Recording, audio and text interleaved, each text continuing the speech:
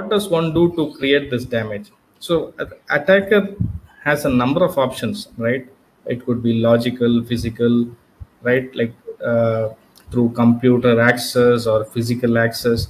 So the attacker may actually attempt to um, access the content of the attack device, or copy it or modify it, or maybe manipulate with some commands, um, like I said earlier, to spy or modify the communications. And many a times we'll see in the upcoming slide, the attacker, once he gains access, will not show himself. He be there for a long time. So that can also happen. Basically spy or modify in the background, but without the operator or the others realizing it.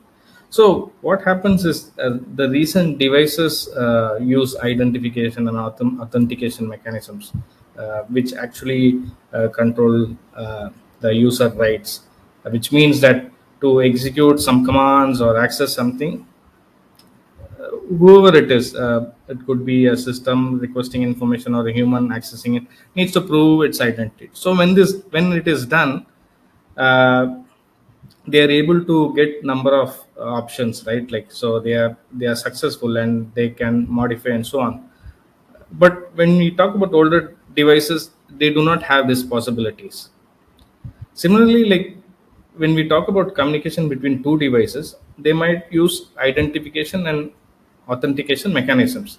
And in some cases, the protocols might be encrypted. What do you mean by encrypted? Like, it is normally readable, means unreadable for someone who does not have a proper mechanism to decrypt it. Again, these possibilities are more relevant to the recent equipments and not relevant to the older devices. So now, in order to inflict some damage or slow down, attacker has two main possibilities, and uh, they can successfully enter a system, or they can initiate some process, right? Like multiple process or applications they could open up. It kind of makes the system hung up. So other way is kind of flood the system with requests, denial of service attacks, we all know. Thereby it kind of overloads the network or the server, and based on this they can do some restart or some commands which will kind of disrupt its operation. So these possibilities, what happens is, uh, kind of enables the attacker to steal the device, recover it, add some kind of spying mechanism, or ultimately destroy it. But at this stage, one thing we can ascertain is the several types of action uh, that could have a negative uh, impact, right? Like unintentional action. uh, it could happen. Accidents unwittingly happen all the time, especially in the industry. Of course, we all know about malicious action, where they have some intentions, and this could be insider also, right? With some malicious intention, malicious action by unauthorized person, and yeah. So from a technical point of view, uh, the attacker will kind of attempt to bypass the identification and authentication system on the host or in servers, by bypassing the rights management to successfully perform actions beyond what is allowed, right? That is called privilege escalation. And to this, there are different techniques that are used, so which we will be talking about. So when we talk about ICS, it is important to note that there are many devices for which identification is not required. And we all know, when we were discussing the protocols yesterday, most of the protocols are not secure. So if an attacker succeeds in accessing an industrial network, they can relatively easily monitor the communication, and if required modify, right? And also act as they feel to achieve their whatever objects. So there are different ways that can be combined to attack and penetrate. So, if someone has the ability to perform malicious actions in a sustainable manner, this is something that you might have heard as APT or advanced persistent threat, right? It goes through several stages. There's an image in the upcoming slide which you'll get a better idea. Normally, it's a recognition phase where a lot of research is happening on the selected target and identifying the vulnerabilities, right? So, target could be humans, could be devices, because people are also a ways to a means, right? All this phishing and social engineering related aspects. So, the next phase after the recognition or the research phase is a phase where the malware, basically often a backdoor type, it's transmitted to the victim by email or some other method like a removable memory or a malicious website, or by exploiting a vulnerability in target system. Now, once this is dropped, comes the exploitation phase. Once the malware is installed secretly on the target, it spies or waits for the commands and from the attacker to attempt to do whatever they want to do there, meet their objective. So this is a very generic principle, way of means, and so on. So most of the ICS attacks that we are going to see exploit this principle, and Stuxnet and the attack on the Ukrainian electricity distribution is happened because of that. All right. So moving on to the next slide. Usually there's always primary and secondary attack, as you can see. So a primary attack can also kind of generate a secondary attack. The objective of the primary attack being to install a malware that can be used as a relay for further attacks, right? So if one does a complete threat assessment for the information systems, we can find out there are threats, other various other threats that could be linked to the computer attacks. And when we mention the threats, it could be linked to the physical uh, action, like some kind of destruction, fire or floods and so on, or linked to a physical sabotage as well. Sabotage again can affect the networking, hardware, devices, communication, and so on. Equipment failures as also, there is a possibility reliability of the equipment that can be used. Then sometimes there is a loss of power or due to heating, insufficient cooling, something can happen. Again, a human factor is the major issue, like unavailability or untrained personnel, or like pandemic is a good example, right? So these kind of situations do not fall into a particular category of attack, but one needs to remember, right? Especially when we are talking about the various ways or means an attack can propagate or happen. So here we see different source of threat. So this is very important. Why? Because um, uh, two reasons. One is you need to understand the risk posture of your organization and so on. How do you do that? So when you do the risk assessment, first thing is for whatever devices or assets you have, you start with the threat scenarios, right? And you need to know the source of that. So if you're interested, you can get this document, take a look, and you will have a better idea. I've just taken the snapshot from the various categories. It kind of makes it easier.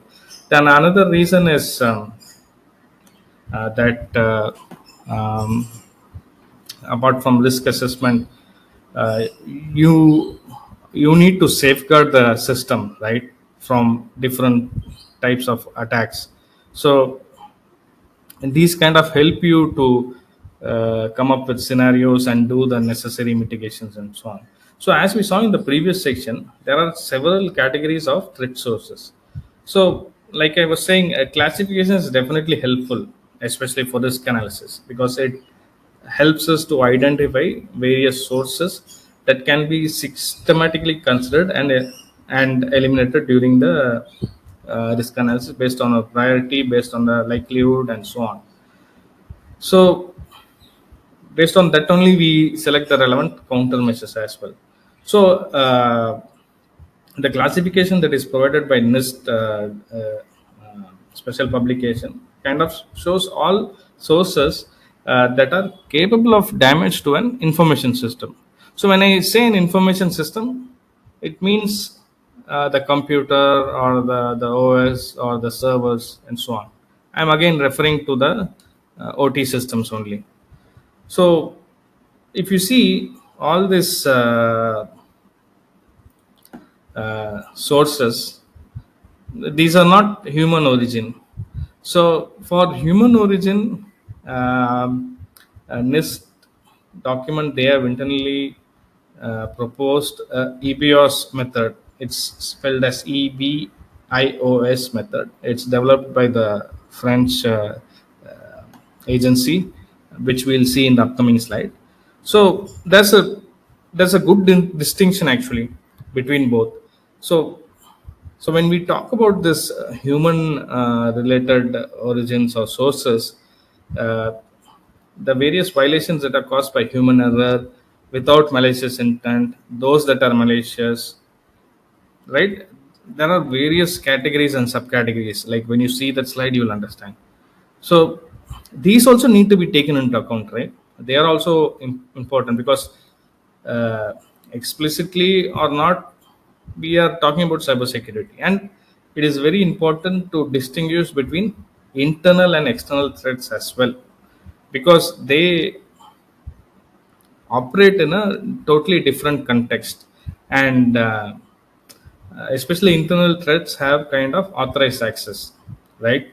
And they have access rights, they have the competency, they have the knowledge, so they can cause damage without the need to clear the hurdle of identifying a vulnerability or finding an attack path and so on. All they need to do is they need to operate from local network, and immediately they get the various possibilities. So a good example of those are the like ex-employee or service provider who hasn't been paid or something like that. These are just some examples. So countermeasures are needed for internal threats or insider attacks also, and these are basically organizational thing, right? And some examples if I can give is limited access rights, double validation for administrators, management of staff, or the person in charge, arrivals and departures. So when I say arrivals and departure, it means we need to maintain a logbook, make an entry when they come, when they go, the timing and so on. These kind of things act as a deterrent. This is a continuation of the source of threats, where you can see I didn't go through line by line because it was on display. You can always refer this document, which is publicly available. So this is a continuation of that. So this is like malicious human action, human error, technical system continued, natural and anthropogenic environment, like natural disasters and so on, or some failure and so on. So we are talking about internal threats. So I'll just continue with external threats. So external threats have some additional challenges. They need to find some attack vectors, right? For example, if the system is connected to the internet or through social engineering like phishing and so on. So these kind of situations need a different kind of countermeasures.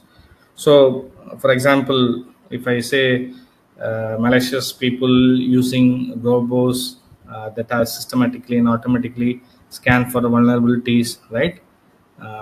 these are basically tools. There are hackers with limited capabilities, but they can find a tool on the internet who do not have any necessary target in mind, right? Like they want to do something and score a hit and so on, right? And speak about it, brag about it, and so on. Then we have advanced hackers who have very advanced skills. Their groups or organization, um, where they do this kind of things to make money and so on.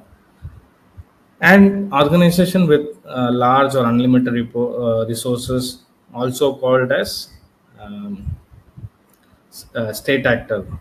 Basically, they are above criminal organization or almost or like a company kind of resources.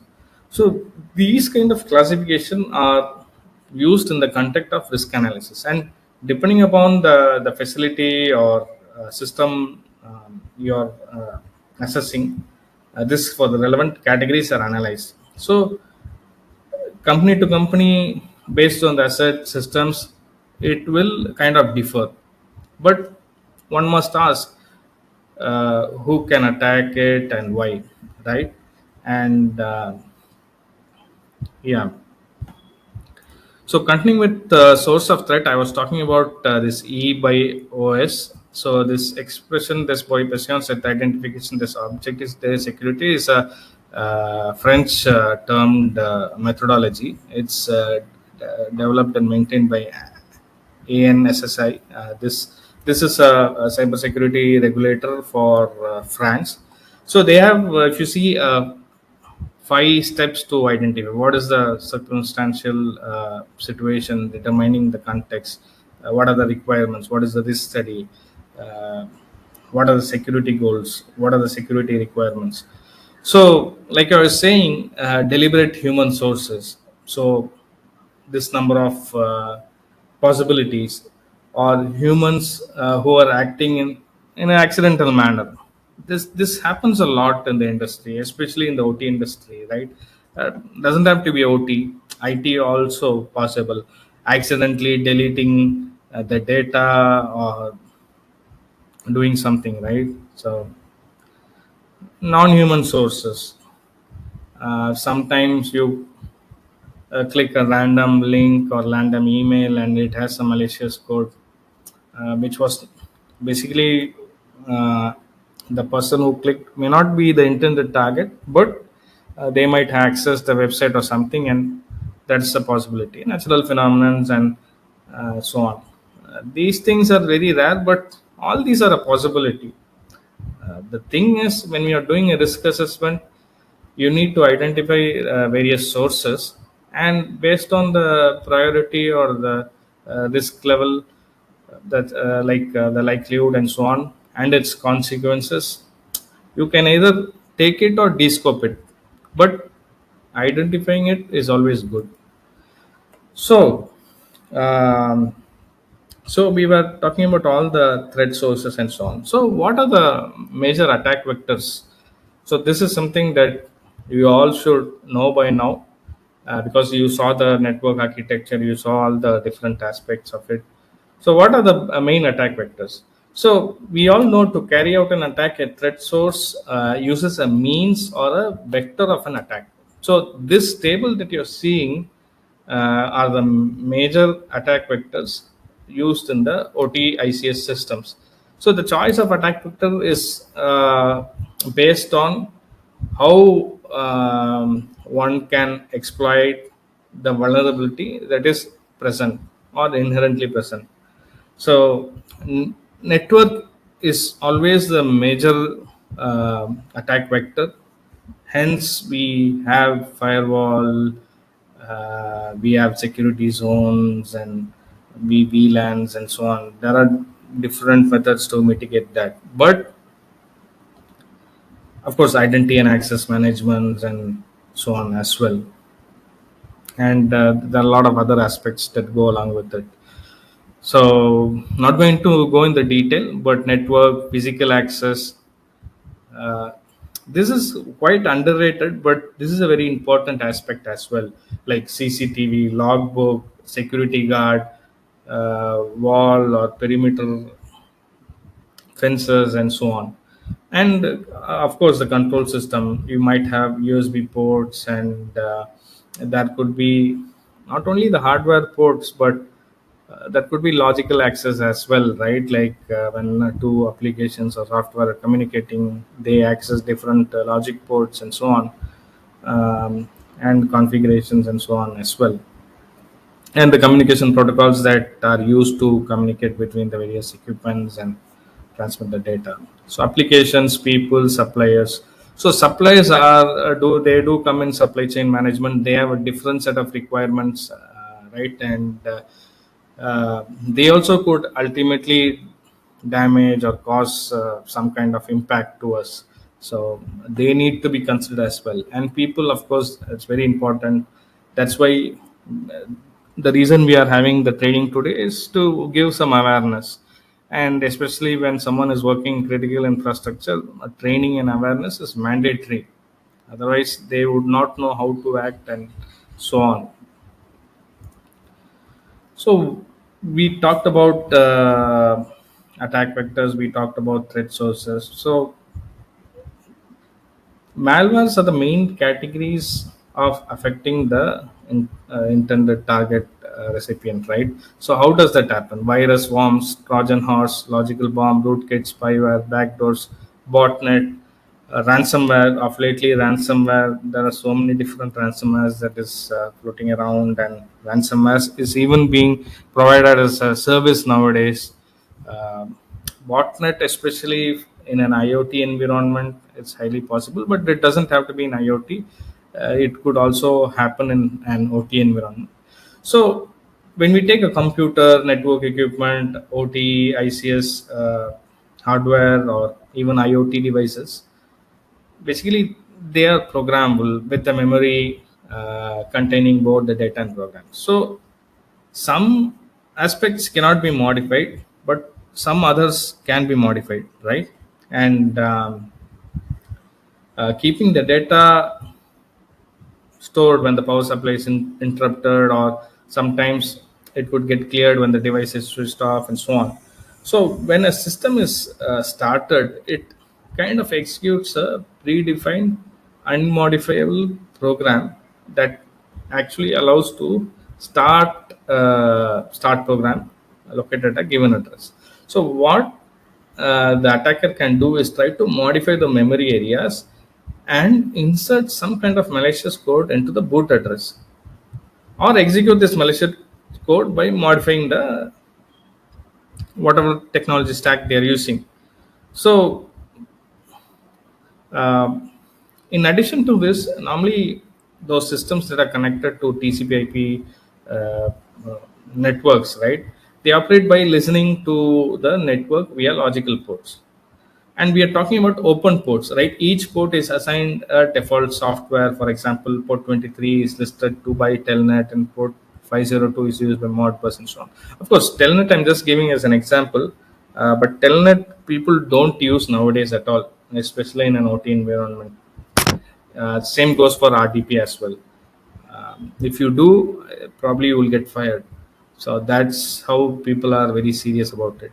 And no, not even for internal requirements or some quick, because people can forget, they can leave it open. If your computer is infected, anything can happen. So therefore, the attacker can try to use the vulnerabilities related to the protocols and applications using these ports to modify the data, steal password, or whatever he intends to do. So these possibilities can be exploited by malware. This is where the malware comes in. So here I'm not going to detail, but these are the different categories of malware.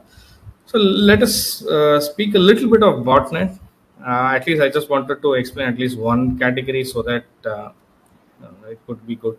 So if you see here, a botnet is a network of machines, right? Like this is a network, and there's attacker here, and he wants to target the system. Uh, So basically, what is a bot? It's a robo software that is responsible for responding to commands or executing predefined actions, right? And we are talking about not a good robo. It's a malicious robo software that is basically distributed by this attacker to various computers, which act as a relay servers, and they distribute further to other host computers. And ultimately, over a period of time, the target system or the intended victim, they also get kind of infected. But here the aim is to install silently on all the workstations, right, and wait for orders. So the consequences are basically nothing or almost negligible on the surface, because this kind of makes it possible to build armies of machines, right, like equipped with malicious software, the botnet. So what happens is, once these kind of all these get infected, they are almost behaving like they're going to behave like a zombie machine basically. And which can be computers or equipment connected to internet, like we all know about IoT devices, right? And even IoT also. So what happens now is, they can send spam or perform distributed denial of service attacks to the target victim. And that is this is kind of getting serious, right? Like so malware prevention is very important. And botnet, normally, if you don't realize it quicker, it kind of infects very speedily, right? So that is also a challenge. So another thing that I wanted to talk about was ransomware, because of lately that is always in the news. So even recently there was a ransomware attack on ABB. ABB still hasn't come out in open saying what is the extent of damage and so on. They have given a very brief information on that. So ABB is a OT systems vendor. So maybe that is something that you can listen into or tune into as well. So it's a developing story. So speaking about ransomware, is something that limits users' access to the system by locking the system or encrypting the user's file. So to recover access, a ransom must be paid. Most modern ransomware, um, or the different types of ransomware, they are collectively classified as crypto ransomware.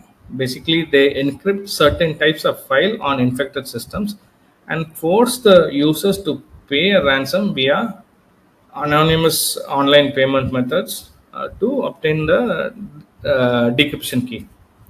So again, uh, when we talk about anonymous online payment, naturally it comes to cryptocurrency. So hence the crypto ransomware name. Right. So um, just quickly want to share like how it can escalate, right? Like an attack on an equipment or an application. For example, a simple. Uh, we will talk a little bit about buffer overflow attack, but these are the different types of attack that can happen on an equipment or an application. Attack by brute force, attack via zero-day flaw, zero-day vulnerability, as it's commonly known, right? So that's how very important zero-day vulnerability is. Like Stuxnet is a very good example if you see.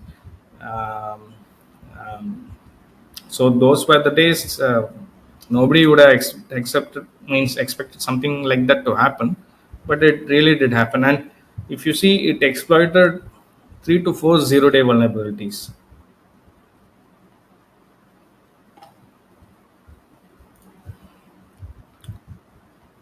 right? Yeah. So then coming to side channel attacks, attacks specific to ICS equipment based on the vulnerabilities again, attacks on IoT system. So these are the possible attacks directly on the equipment, not through the network also. So let's talk about a buffer overflow attack. So a buffer overflow attack attempts to place more data in a memory area than it can hold, right? What happens is this kind of corrupts the other variables or and blocks the system. And when the zone is properly placed right to the subroutine called stack, uh, and cause malicious code to be executed, replacing it. So, in this diagram that you see here, the variable buffer is a table of 4 characters, numbered 0 to 3. Writing beyond that, that is that shouldn't be done, right? Basically, in the sense, it is kind of illegal. But if no control is performed, writing from the buffer to buffer, it kind of allows to modify the return address. And thus, what happens is this causes the execution of a malicious code that would have previously been loaded onto the chosen address, right? So this is based on research paper. Maybe I can share it later. This is a very old research, but it's still relevant today. It's still, these kind of vulnerabilities do exist, and this research paper is from 2002. So what happens is there are little bit different vulnerabilities related to integer overflow as well, and these vulnerabilities are often found by random software testing. In pen testing terminology, these are called fuzzing tests. So the basic premise of this is well-known type is related to secure shell, right? By sending a frame designed to exploit a flaw, and the possibility to get connected as a root.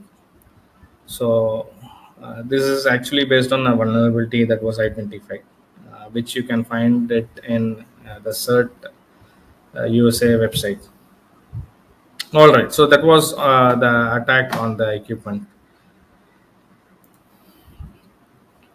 and since we are speaking attacks on equipment, I thought folks were asking a bit about IoT, and so on. So I thought maybe we'll share a slide about that as well. So when we talk about an IoT-based systems, right? Again, they are network systems in which each node is more or less uh, a sophisticated device, right? Means a sophisticated programmable device. So again, it is subject to the same vulnerabilities that we saw in a traditional computer hardware equipment. So, in addition to traditional attacks, when we talk about IoT, they are kind of sensitive to certain attacks and can be used as a platform to conduct specific attacks. Among these specific attacks, let me mention this physical attacks and uh, by auxiliary channel, by observing the consumption to reduce the keys or to carry out reverse engineering, attacks on energy sources by preventing the equipment from going into rest mode to exhaust its energy. um, that's called denial of sleep attacks, right? Attack on yeah, this is what I was talking about. And especially in embedded security, IoT, pen testing, uh, there's a very good research that was done in 2015. I think that's still valid and still relevant, and it's still a developing field. So the next type of attacks that is possible is attacks on the system software. Uh, Basically, it is difficult, or it's not impossible. These are kind of complex to update, right? And sometimes malicious system, uh, in the name of updation, they can uh, easily load in malicious code and so on. So this is also possible. This also is kind of proved. There's a lot of research information available on that as well. Then the attacks on network additional removal features. So these are inherent functionalities of the devices, right? So they are kind of capitalized into an attack. So these things, that is something that would be good for you to know if you are interested to work in IoT and IoT. So another important thing that should be noted is the stake of data attacks may be higher than in case of traditional OT systems. For example,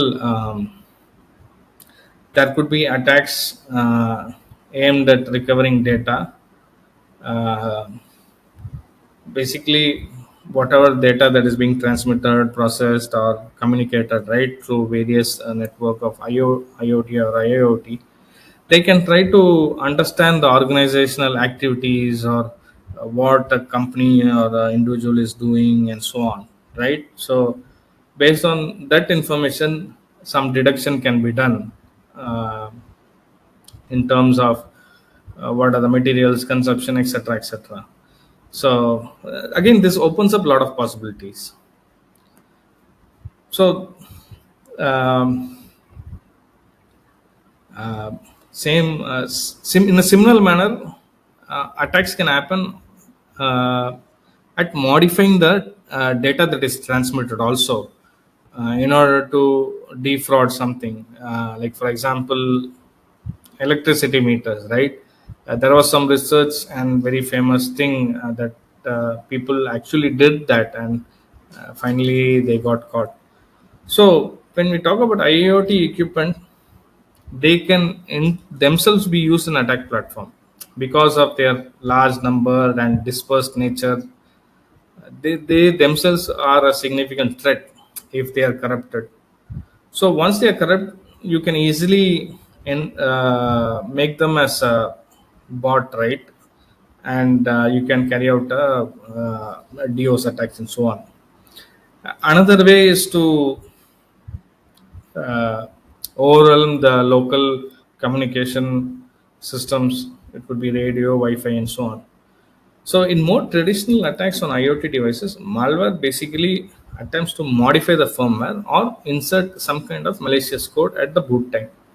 And IoTs are more vulnerable because they can be physically isolated and can be subject of electronic analysis or reverse engineering. So what I mean by physically isolated is, unlike OT systems which are under secure premises, right? Maybe monitored around the clock and so on. But when we talk about IoT devices, they could be located in far off places that is not under 24/7 surveillance or something like that. Hence the reason I said so. So uh, again, network attacks, because network is a predominant threat source, right? So I'm not going to go in detail because most of you might know man in the middle attack, denial of service, network enumeration, port scanning, replay attack, physical attacks, and of course attacks using human factors, social engineering, or fraud, insider fraud, and so on. So that concludes the topic of the session one, first topic of session one. So let's go into case studies. So I guess most of you folks might have been waiting for this, right? And let's not wait anymore further. So again, I do have a table of different attacks and the reason and so on. But today we are going to talk about three attacks, right? And so to start off with, when I was doing some research, I was able to identify an attack on a control system in 1982. Of course, this is not related to the Stuxnet. Before I go into Stuxnet, I think this could be the first attack on OT systems. And this happened on a gas pipeline in Russia.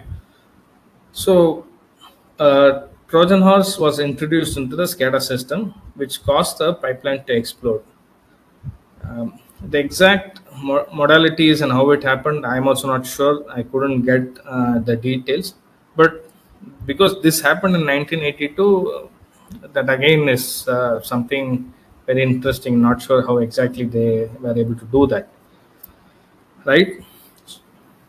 And one more thing I would like to mention, in 2007 there was a demonstration in Idaho National Laboratory where the project was named as Aurora, I think. Maybe you folks can, whoever is interested, can go and check Aurora a demonstration. Probably you can see.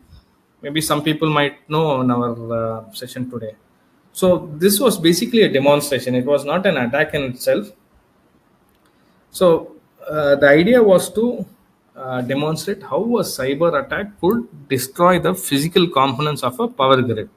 So in this attack, the attacker uses a communication protocol vulnerability to access the control network of a diesel generator.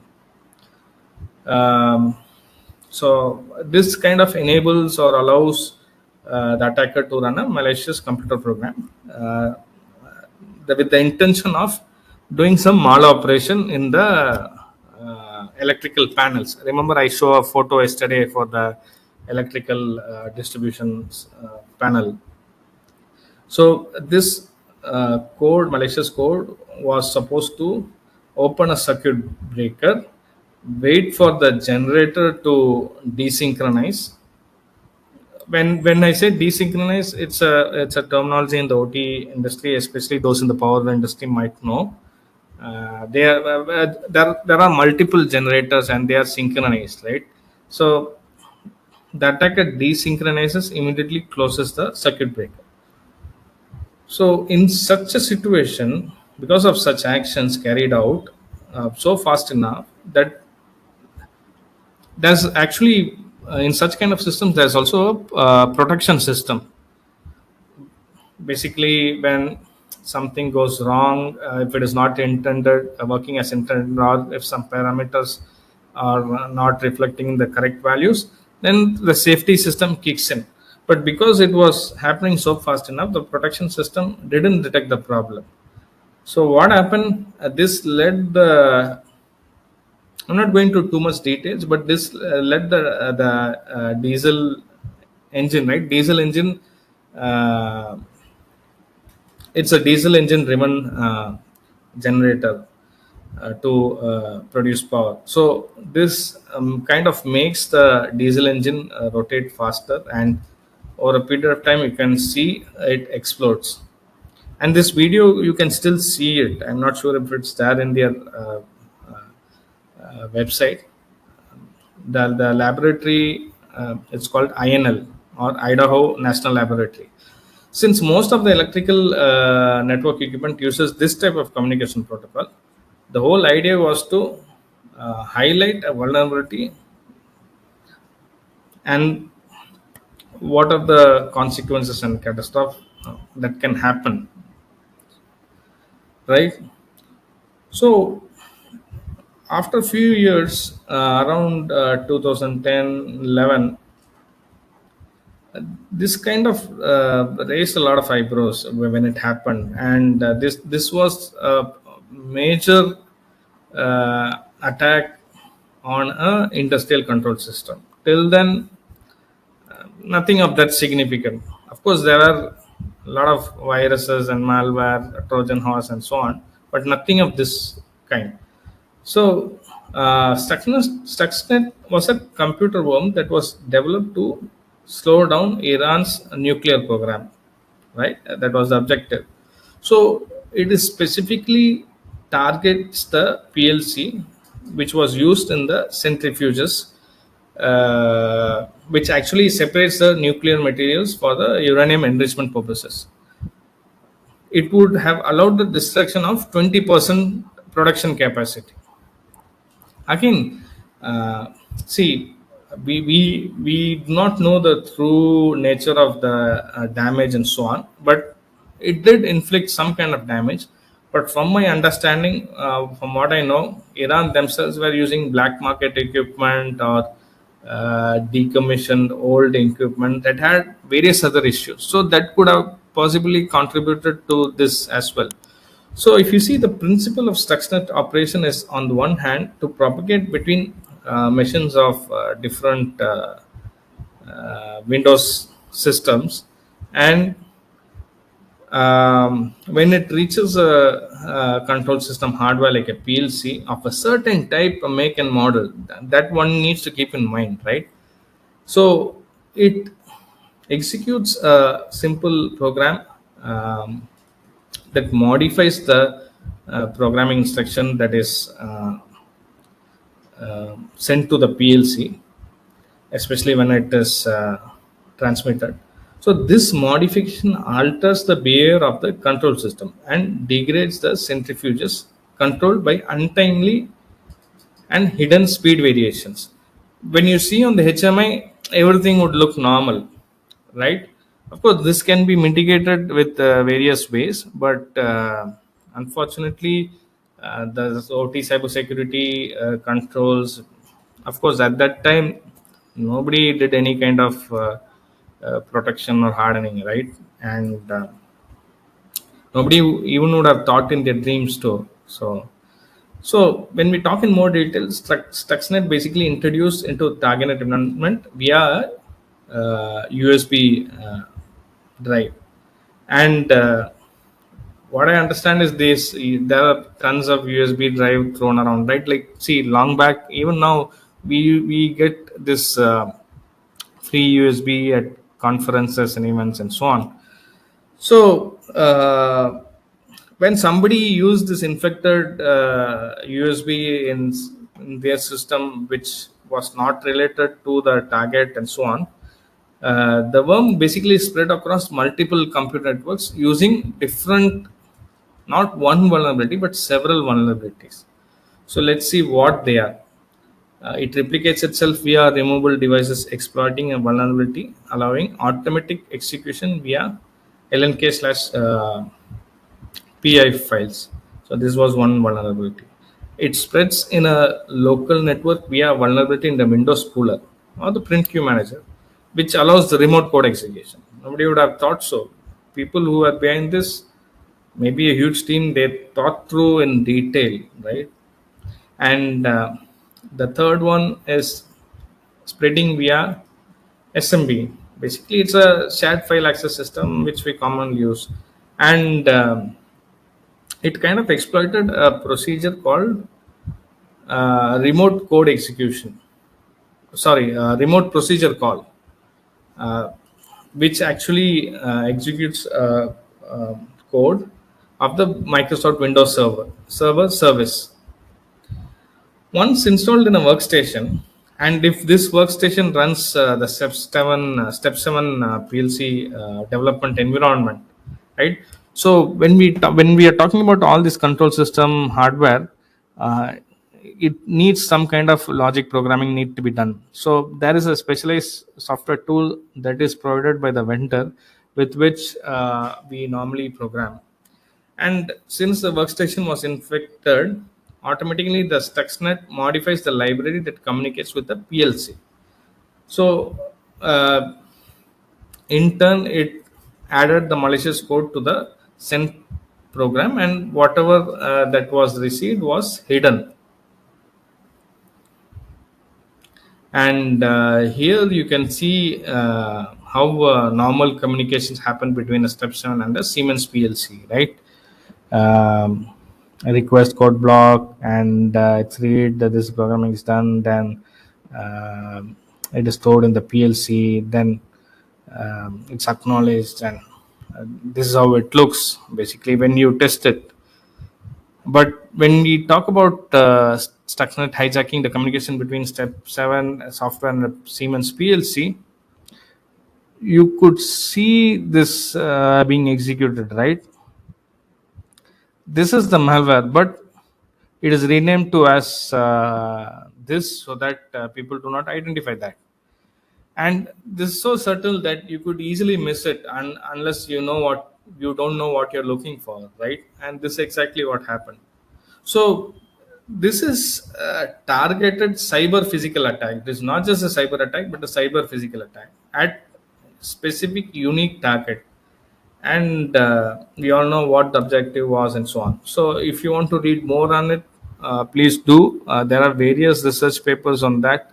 There is even a TED talk, probably you can take a look. It's quite interesting, because When this was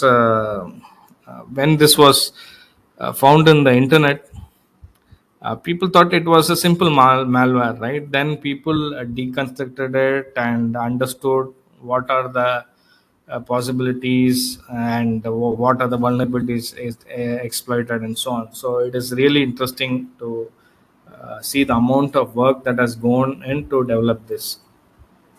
So equally important attack like Stuxnet happened in 2011, 2010 sometime. So Triton was a attack on the safety systems of a certain vendor, and this happened at a petrochemical refinery in Saudi Arabia. It was a major attack actually. So if you see this diagram, this is the again follows the Purdue model. You have the IT, DMZ, process control, level 3, level 2, and sorry, level 1 and level 0. This is kind of this sys controller is the safety system that we are talking about now. And so I don't know, they did a lot of research to uh, precisely attack it, and the objective of this attack was to disable this safety system. So if the safety system is disabled, what happens is when some process overshoots or process upset happens, or parameters, like for example, if there should be a shutdown, or there should be some kind of stopping or controlling. If the safety system doesn't work, and if you do not know it is not working, you would not have time to safely shut down or safely operate it, right? So that was the aim. So disabling the safety systems means that they wanted a big explosion or something that it will lead to loss of equipment, high possibility loss of life. uh, if you go on YouTube, see various process safety incidents, explosion of boilers or gas leakages, and it being ignited by fire and so on. You'll see the amount of damage to the equipments and the life of the people working there.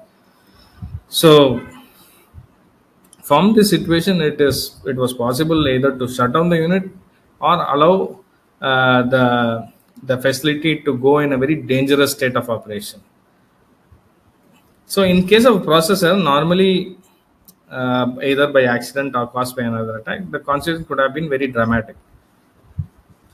Fortunately, to their good luck, a bug in the system, right, something that was not working properly, enabled them to discover this kind of attack. So the intention of harm is very clear in this, because this type of system is intended to guarantee the physical safety of the facility and the population that is working in it. Because if a safety system malfunction means an industrial accident can occur in the event of some kind of operational disruptions. So this Triton is also known as Trices or Hartman, and it's a piece of malware that is specifically crafted to attack an industrial safety system. And in this case, this Triconic safety instrumental system was from Schneider. Despite this safety system being deployed across more than 25,000 sites across the world, the malware that was designed or infected in this particular situation, right, it targeted only one system, and that was in Middle East and Saudi Arabia. So we don't know uh, why was that. So okay, so the complexity here is the nature of its target as well as its attack techniques, and the procedures have led um, many security researchers to kind of uh, determine that this was done by some nation state threat actor. And that means they have the skills, they have the resources, they have the competency. So going into how deconstructing the attack, it can be broken into different phases. So after gaining an initial access into IT network, the malware kind of attempted to move towards the OT network using standard techniques like we have custom tools with functionalities uh, close to that of Mimikatz or PX exec, right? These are tools that are used, and as a result, Triton managed to compromise an engineering workstation or operator station. Remember, I was talking about engineering station earlier, which used to the purpose of the engineering workstation is to program this or change some variables and so on.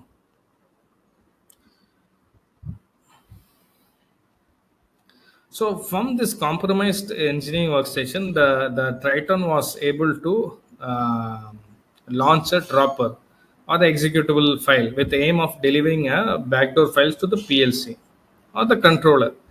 And this backdoor consists of two files. One file made use of a zero-day exploit, basically to inject the contents of the second file into the PLC's memory, controller's memory.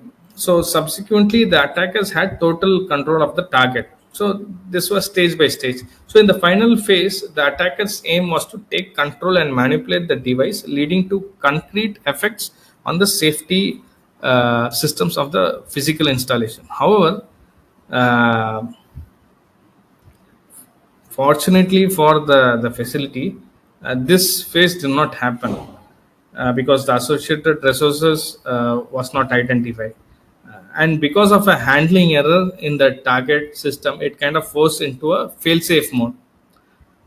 So, see, in engineering systems or OT systems, we have this fail-safe mode, and this was able to stop the plant's production because of this error. And normally when such kind of unscheduled shutdowns or sudden disruption happens, uh, everybody wants to restart the production, right? Because it's millions of dollars on the line of produced value added goods. So they studied it, they identified the root cause, and they identified this attack was the reason following this shutdown. So if you see the attackers, they basically wrote a Python script, and using a Python utility, they compiled the script into an executable called trilog.exe. So when compiling the dropper, attackers used this tool default setting. So this enabled all of the files related to this implementation to be easily recovered. So the researchers were able to recover all the files. So in order to craft the dropper, basically the attackers reverse engineered the proprietary tri-station protocol uh, that was used to program the system. So normally proprietary protocols are proprietary. So we do not know. Like yesterday we were discussing Modbus, Ethernet IP, CIP, and so on. So all of them are open, right? And you have how you know how they work. Of course, most of the communication protocols are modeled after the OSI 7 layers. But when we use proprietary protocols, this is not known to majority of the people, even within the industry. Only people working in um, the vendor's company or the facility where they have the system, they might have some knowledge. So from the looks of it, it was a very sophisticated thing, right? Because reverse engineering a proprietary protocol needs a lot of resources, time, and effort. So the first analysis were published in 2017, and it identified that certain models with certain software versions were vulnerable. So using this implementation, the dropper was able to connect to the target to transfer the malicious codes that were used to control the machine. Then the dropper regularly scanned the target to establish whether the injection was complete. However, at this stage, like I said earlier, there are two significant weaknesses that impacted the attackers. One was the Triconus machine only accepts program downloads when the program mode, whereas other modes such as run prevented, right? So these modes are changed manually using a physical key system.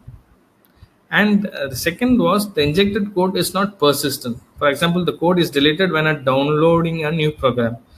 So this happens, right? Like if you have worked in a PLC, you would know that this rewriting happens frequently. So fortunately, because of these two reasons, attackers were not able to use the full potential of their exploits. Fortunately, so this is a this diagram or the data flow that you see is a general operation of a triconex or triton attack, like how it runs the script and how it means communicates with the controller and so on. So this is where the malicious code tried to inject into itself. So while different types of network discovery options that were present in the malware, the target's IP address was hard coded in the recovered file. So it is very clear that the attackers had done a very good reconnaissance, and they had a lot of information, right, which they gathered and they targeted. So when we speak about backdoor, the backdoor comprises of an injector and an implant that we see here. So the injector is where it transfer all the malicious code, and the malicious code is basically executed afterwards. So first, the injector, a program that injects a payload, checks whether the controller is vulnerable to the exploit. Then, if the tests are conclusive, the exploit is used to raise the privileges. This is called privilege escalation. So these new permissions enable the content of the implant to be written in the system memory area. And this system memory area is not wiped when downloading new programs. However, since, see, if it was a DCS, it would have been a different situation. Because this is a safety system, um, this memory area is not wiped when downloading new programs. So they are almost never restarted. So therefore, the risk of implant being deleted is low. So once this payload is in the memory, the original program that is patched, which includes the conditional break to the address of the payload, RAM integrity verification feature uh, is kind of patch, which enables these attackers to avoid any kind of detection. So when we talk about this implant, it allows the specific commands to be listened to and processed without any restriction, in terms of or with respect to the operating mode, right? Because which can be changed using physical key mechanism. So more precisely, it analyzes the messages that are usually used for debugging process and executes the expected command: read, write, or execute, whatever it is. So this communication allows, for example, the memory of machine to be modified even if it is in a mode that prevents the standard download of a program. That is the run mode. So now coming to the zero-day exploit or the zero-day vulnerability that they exploited. So this injector used a vulnerable system call to obtain a 2-byte arbitrary writability, uh, which basically help to increase their privileges. And during this system call, when switching from a user mode to a supervisor mode, right, the registers are basically saved to a known memory area. And one of the registers called MSR, they contain a bit which indicates the privilege level. So when using a vulnerable system call, it is possible to override this bit, thus giving the supervisor privileges to use the thus giving supervisor privileges to the user once the system call ends, and the registers are basically reloaded from the memory. So this is how the zero-day exploit work. And there's a redundancy function here. Basically, the files that were discovered during the analysis, they could see some cyclical redundancy control functions. So use of such function is normal and is found in many protocols. But this does not necessarily mean, however, that all protocols use the same function.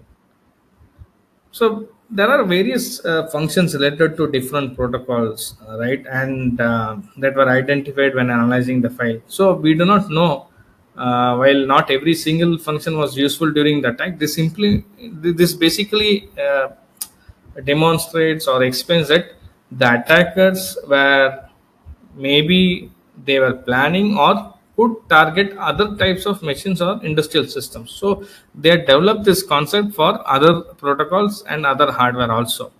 So how did this detection of attack happen? So at this stage, the attackers were in a position to control the target remotely, regardless of its mode of operation.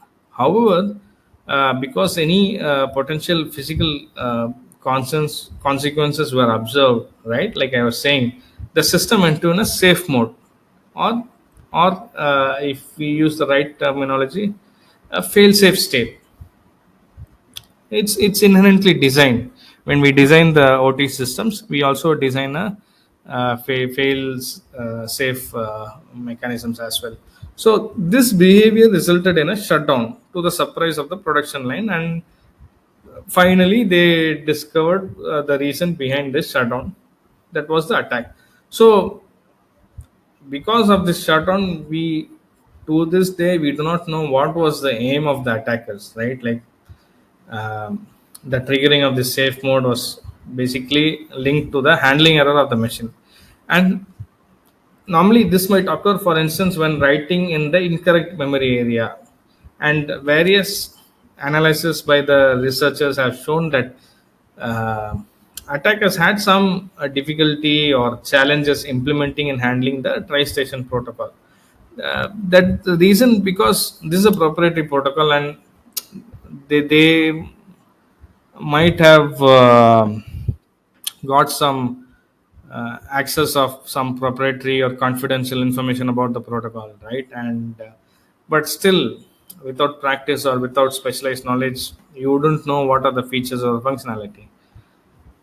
So once this was detected, a lot of vendors, they publish some rules, right? Like especially when we do this network scanning, vulnerability scanning, and so on.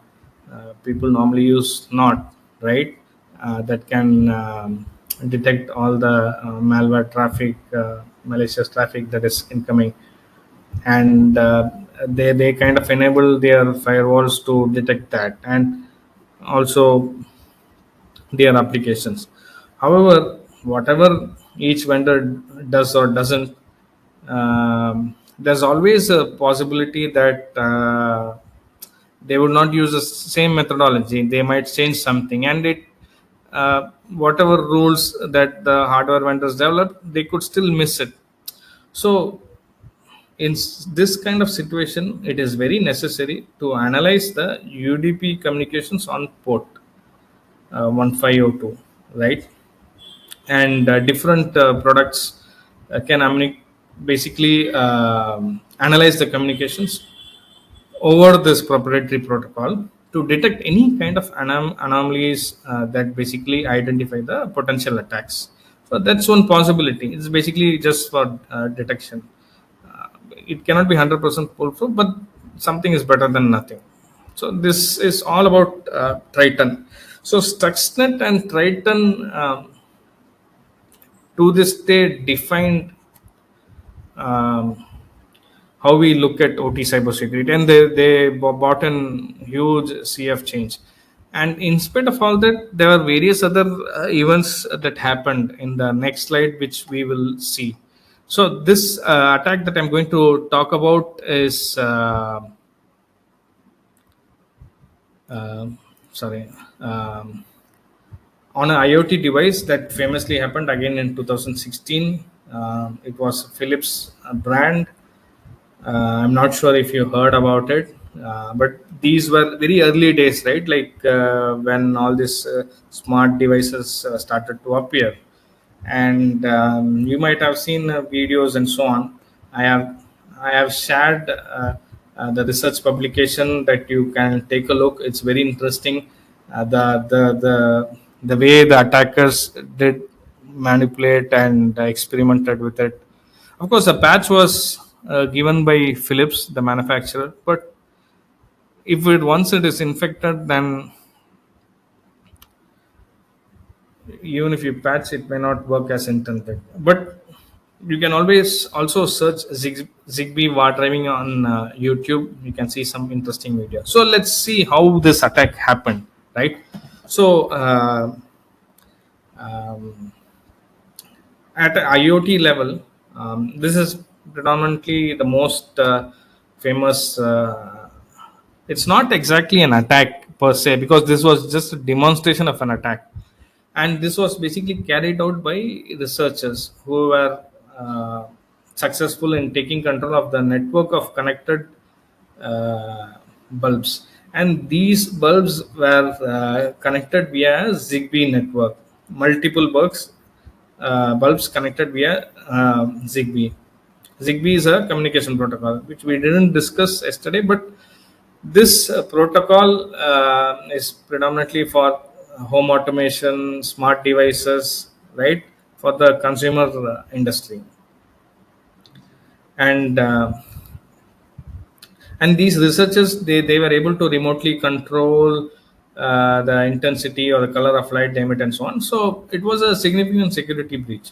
So if you see, um, the connected bulbs now were able to communicate with each other, and it allowed a infected bulb with malware to easily transmit to other lamps. And the flaw exploited by the researchers was in the Zigbee protocol used by the Philips bulbs to communicate with each other. They said that they were able to retrieve the encryption keys used to authenticate messages exchanged between the bulbs and get in. Like you here, you can see. So basically, they become legitimate users, right? And unauthorized, but legitimate users. So again, this is a malicious attack, and they gave several examples of how the attack scenarios could go beyond a massive distributed denial of service, right? Because these device infected device can again act like a botnet. So, and the attack was carried out from a remote location and could use the light bulb to behave as if it was possessed. And medically, it could cause some reactions in some patients also. And of course, lights, if a light is on or continuously flashing, it could cause some discomfort, right? Like normally, whenever it's flickering, we do not like that. And with this, the attackers can enable themselves to attack the power grid by scheduling the lights to blink on and off in mass.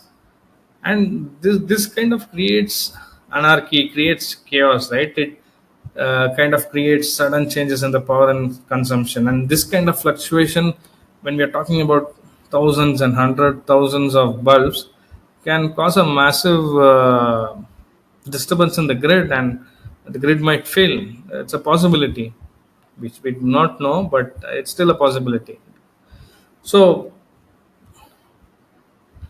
based on this attack, they were able to turn off all the lights by breaking all the smart light bulbs, right? Like, unlike a regular denial of service attack, this is irreversible, and this is like a blackout or constant flickering. And another thing what they discovered was by tapping into the test mode, which transmits a continuous wave of signal that is used during the uh, emission certification process, right? For the devices, all electronic devices need to be tested for that.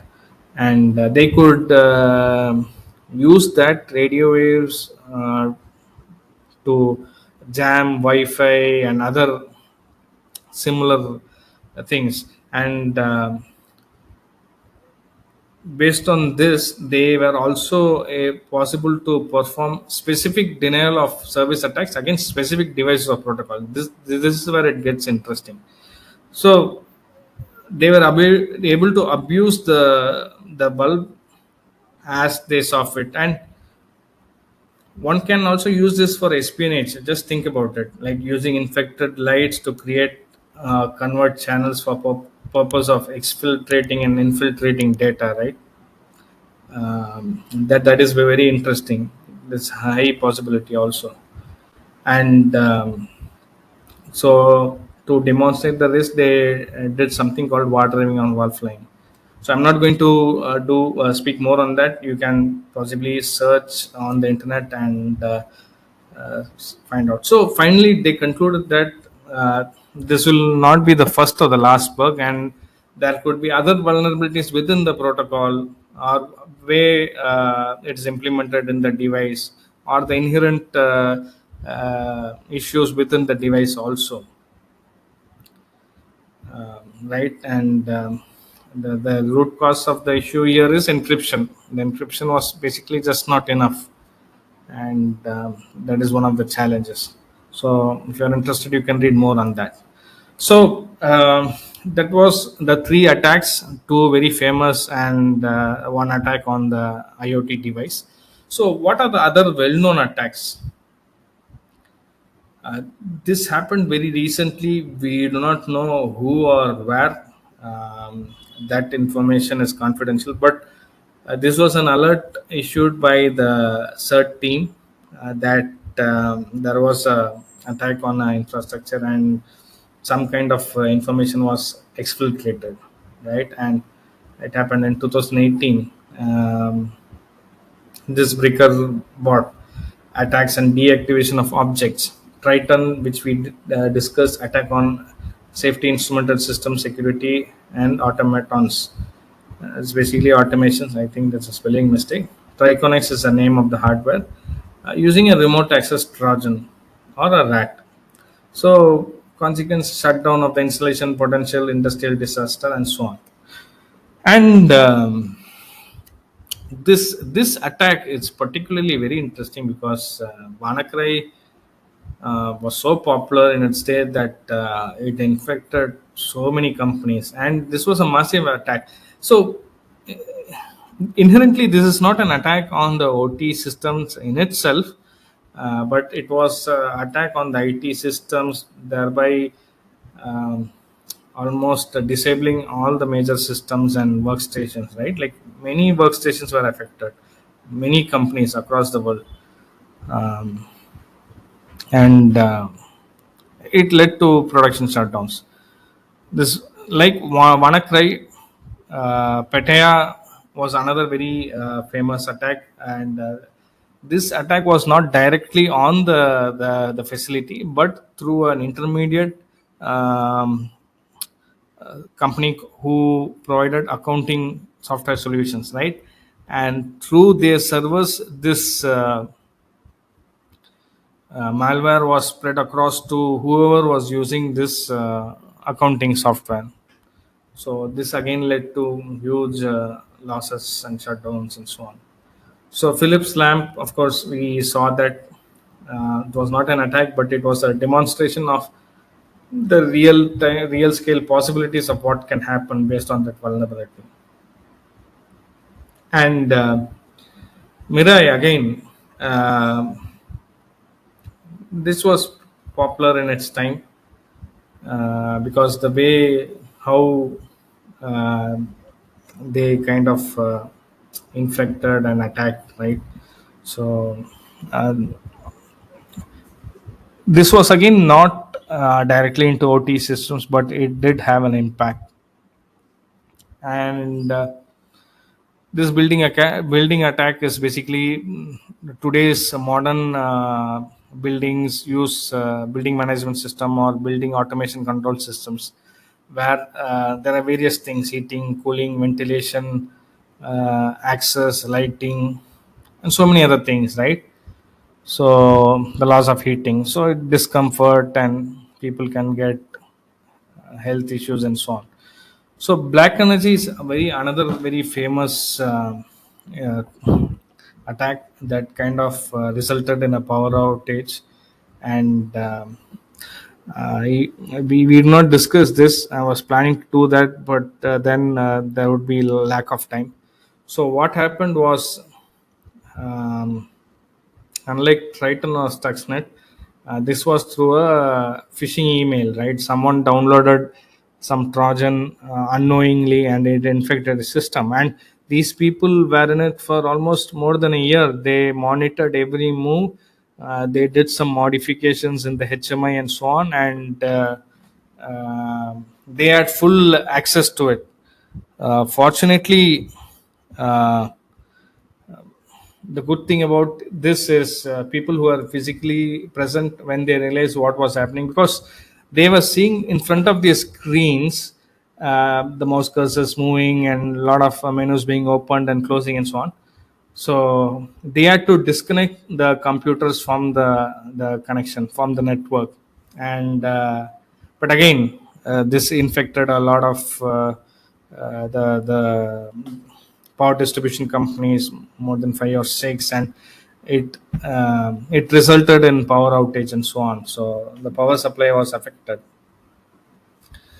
So German steel mill cyber attack. So this is very well researched, very well studied, and one of its kind attack in the Europe at that time, wherein the attacker was able to take control of the control system of the blast furnace, and it propagated through spear phishing and installing a Trojan and modifying the control system. So, unlike Triton, here there was a physical loss of equipment, and fortunately, no loss of life.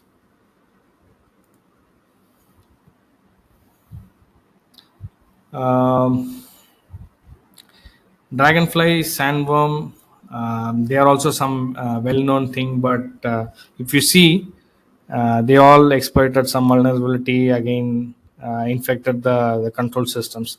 But ultimate aim here was sabotage, right? So sandworm, the way the sandworm, I think there is a book also called Sandworm. You should read it if you want to know. It's right. It's a very well written book that would be very interesting for you folks to read.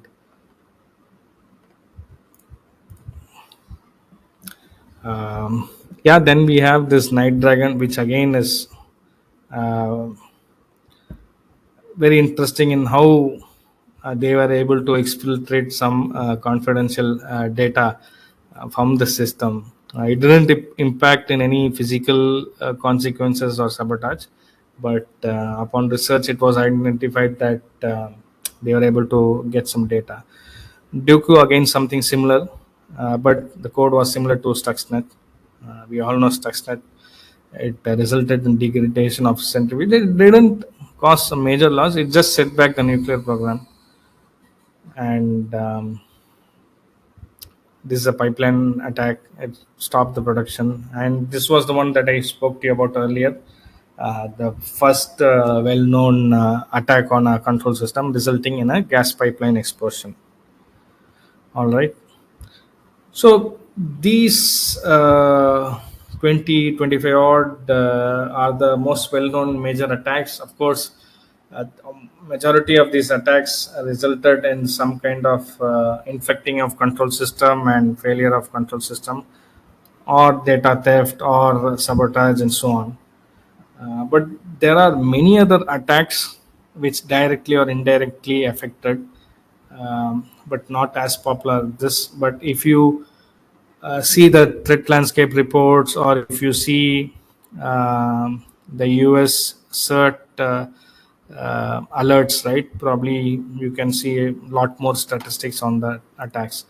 So this is from 2018 report from Kaspersky Lab.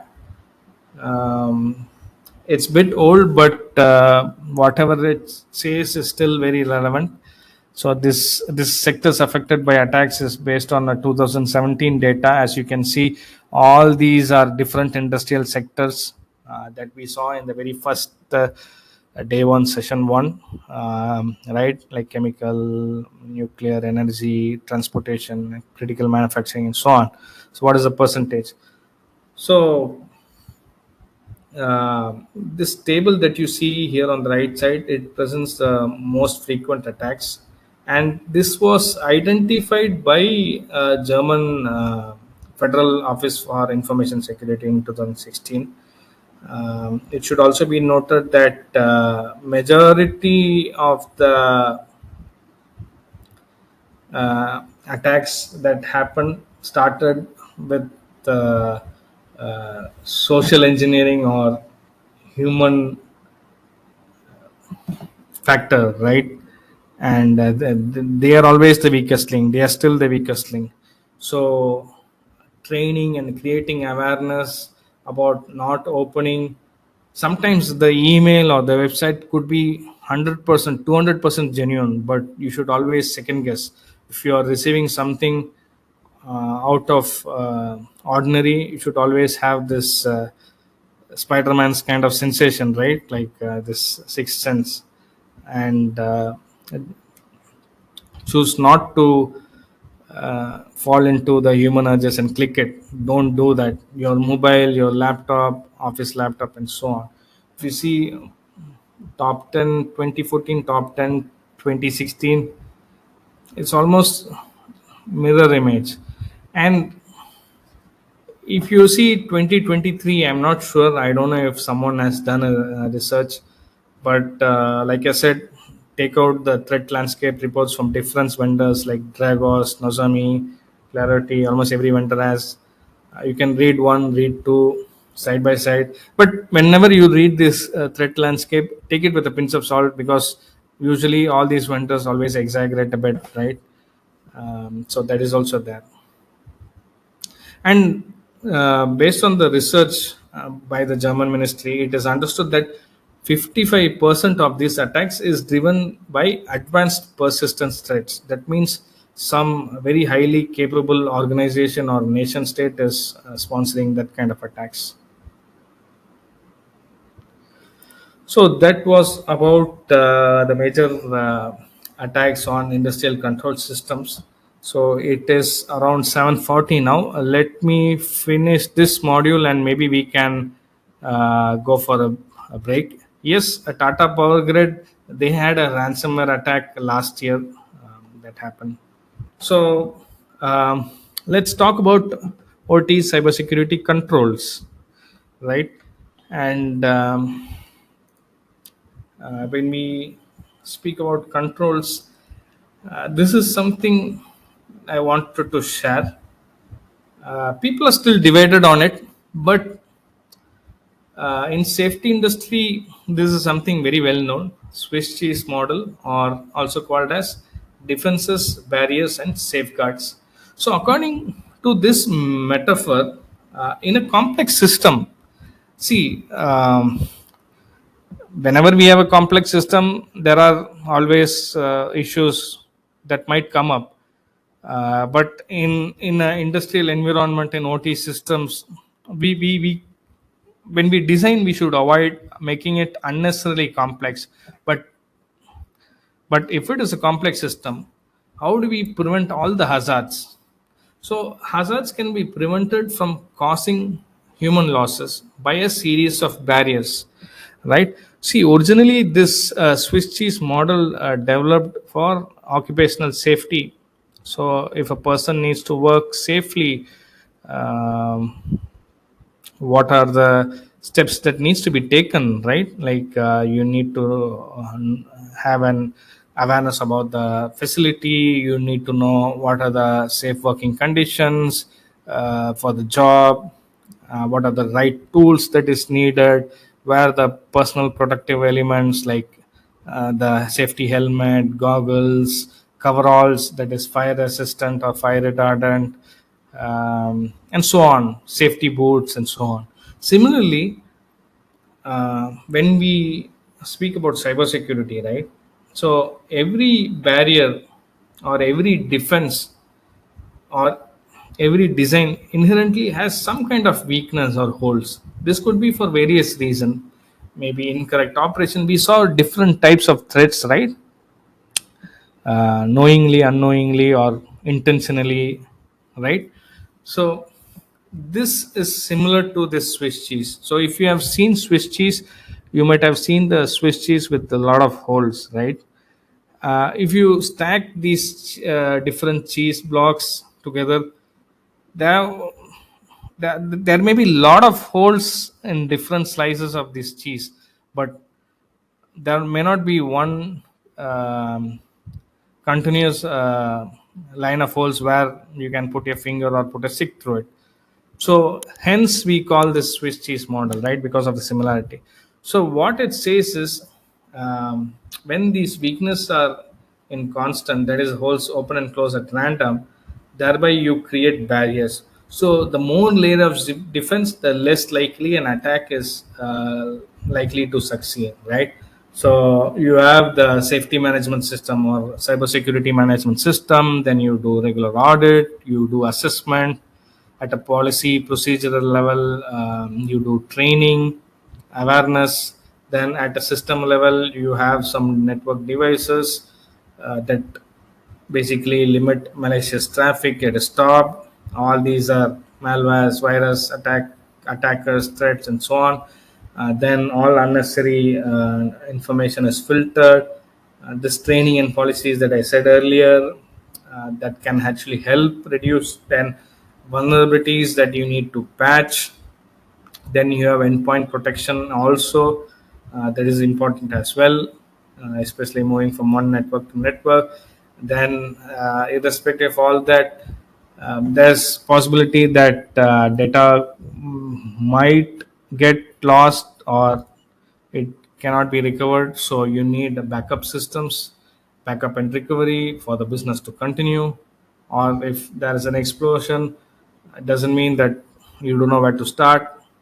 You need to have backups, right? And of course insurance. And then if there's an incident during the time of crisis, how do you respond and how do you manage it? All this is important. So this is something at a fundamental level. It may not be very technical, but each intervention or each layer has imperfections. Agreed, that is a reality of life. But multiple layers improve the success of the imperfections. So, saying that, let's go what defense in depth is. So, when we talk about OT systems, um, inherently they are not designed safe for various reasons. But that should be in the past. When we are talking about our current systems, when we talk about current systems, um, we need to ensure our systems at the design stage itself, be a software or a hardware, are designed with defense in depth in mind. So what is defense in depth? Simply having a perimeter defense is not enough. uh, Attackers will always get in, right? And you cannot just install a firewall and forget about the security. So you must need to design your OT systems in a way where defense is in depth, detection is in depth, and people are accountable, and there is timely incident response. So when we say defense in depth, it means there are different layers of protection, starting with physical security, policies and procedure. Policies and procedure is not only for the people working. It it is also relevant to people designing a product or people hardening your system or testing your system, and many other aspects. Zones and conduits we saw yesterday, right? That during when we saw the system architecture, the network architecture, where the security zones and conduits were, uh, which basically they are determined based on the security level requirements. And in order to prevent malware, you need there are applications, malware identifying applications. You need that antivirus. Now common antivirus doesn't work, you need specialized antivirus. So antivirus is signature based, right? So there are a lot of behavior based detection methodologies as well. You have intrusion detection system, then you have intrusion prevention system. Normally in a OT environment, people prefer IDS at various levels, because it's a passive thing. It passively monitors and gives an alert, so that operator or there can be some kind of human intervention. And very importantly, access controls, right? This is always, um, how do we say, not given much importance. So access, authorization, and so on should be role based on the functional requirements. Then you have monitoring and detection, which I was speaking about earlier, IDS or something similar, and ultimately patching. So when we talk about patching, it's a separate world in itself. There's a lot of things that can be done. There are best practice and so on, which we might be discussing in the upcoming slides. All right. So since we are speaking about controls, I thought maybe I'll share some information about product and system hardening as well. So most of you might have heard about system hardening, I guess. I'm sure whether IT or OT, everybody must have heard about system hardening. So what is system hardening? So basically, um, any unwanted application services, open ports, or tools, whatever that is implemented during design or testing phase, it is kind of removed, right? And sometimes you would need it, but you don't need to enable it normally, so you can always disable it. And there are some best practices called sys benchmarks, Center for Internet Security. They have developed benchmarks for operating system, servers, firewalls, routers, switches, and many other applications and devices as well. So if you go to sys benchmarks and search, you can download the benchmarks. And see, again, benchmarks, not everything can be applied. So especially for control system, that could be various reasons which could be justified, but that's a best practice to implement such benchmarks. And having a firewall or different applications like malware, antivirus detection is just not enough. You need to enable it, configure it properly, update it with latest definitions. uh, and hardening is not only relevant to uh, the OS or applications. Even the products need to be correctly configured, right? And updated as and when relevant or possible. And another thing is, sometimes when you need multiple applications, you do something called application whitelisting, wherein any malicious attempt of installing an unrelated application is identified and blocked. So like I was saying earlier, role based access control, so that is something important. You need to restrict users to access data or information that they don't need in their day-to-day job. And then patch management, I uh, there are different ways to go about it. Different companies have their own methodologies. Some do have patch management applications or third-party applications installed the server, but it could be a completely manual process. Normally, I rarely see automated patch management system in OT. It's usually done manually, but you can have a third party thing, right? And it can help you do that. So when you can't patch, so the reason why I'm talking about patching a bit is, in OT industry, patching is not always possible for various reasons. That is a separate discussion, endless discussion in itself, because everybody will have their own perspective. My personal suggestion would be, when you can't patch, mitigate it. How do you mitigate it? You have various different ways to go about it. We saw in this different when defense in depth, I was speaking about different layers, right? So with the number of vulnerabilities that people are identifying, right, and it's very easy to exploit it. And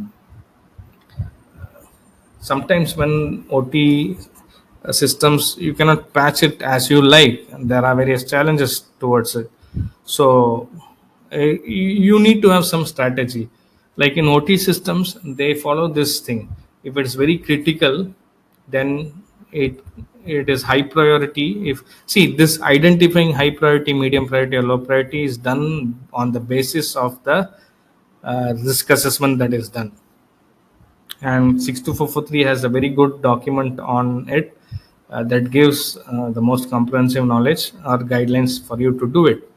So you need to have some basic strategy in place to mitigate the effects of the vulnerabilities until a patch is there or a patch is installed. So what you see on the screen are the top mitigation suggestions to counter such kind of vulnerabilities, right? All right. So moving on, um, we will be talking about standards, but since we were talking about mitigation and control, I thought what are the best practices as per IEC 62443. So when we talk about risk management and security governance, the plant within the facility, and for that to happen, you need to know what is the inventory of all the hardware, devices, software, supply chain assets you have in stock and store, and so on. And you develop a policy document, you develop a procedure, you develop a training, you develop awareness material, posters based on your organization work culture, right? And people should periodically review the policies, read the procedures, attend trainings, refresher trainings, uh, monthly sessions, right? All this is necessary. And something that is not given being given importance is incident response. This is something that majority of companies are yet to do it, because in times of crisis you cannot suddenly scratch your heads and try to make out of the situation, right? Because it is a chaotic environment. You will have, uh, if you're lucky, sabotage or data theft, but it could end bad, right? It could become a catastrophe, it could become a disaster. In such cases, extreme or even a simple incident, you need to know how do you go about it. There is something called ICS for ICS. It is called Incident Command System for Industrial Control Systems. So this is an independent, voluntary initiative, where in such kind of situations, how do we respond to uh, the incident? What are the various roles? What are the responsibility? What are the things that needs to be done, and so on. So these are the major aspects that you need to know. And physical security, I was telling earlier, if you have USB ports open, uh, you lock it or disable. Sometimes you need it, so you cannot disable it, but you can still lock it, right? Somebody can have the key, and you can still receive some kind of alerts, right? Like that is still possible. If someone is doing some manipulation within the industry, there's always insider attack is always a possibility. And ensuring that only authorized personnel are access to such kind of controlled spaces, control rooms, maintaining logbooks, CCTVs, barriers, access control locks, and so on.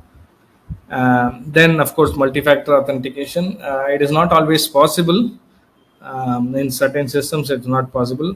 Um, but still, you can, if it is applicable, if it is possible to implement without harming the security and safety of the operating system, you can still do that. So this is about physical security. So coming to network architecture, what are the best practices? So segmentation of networks is very important.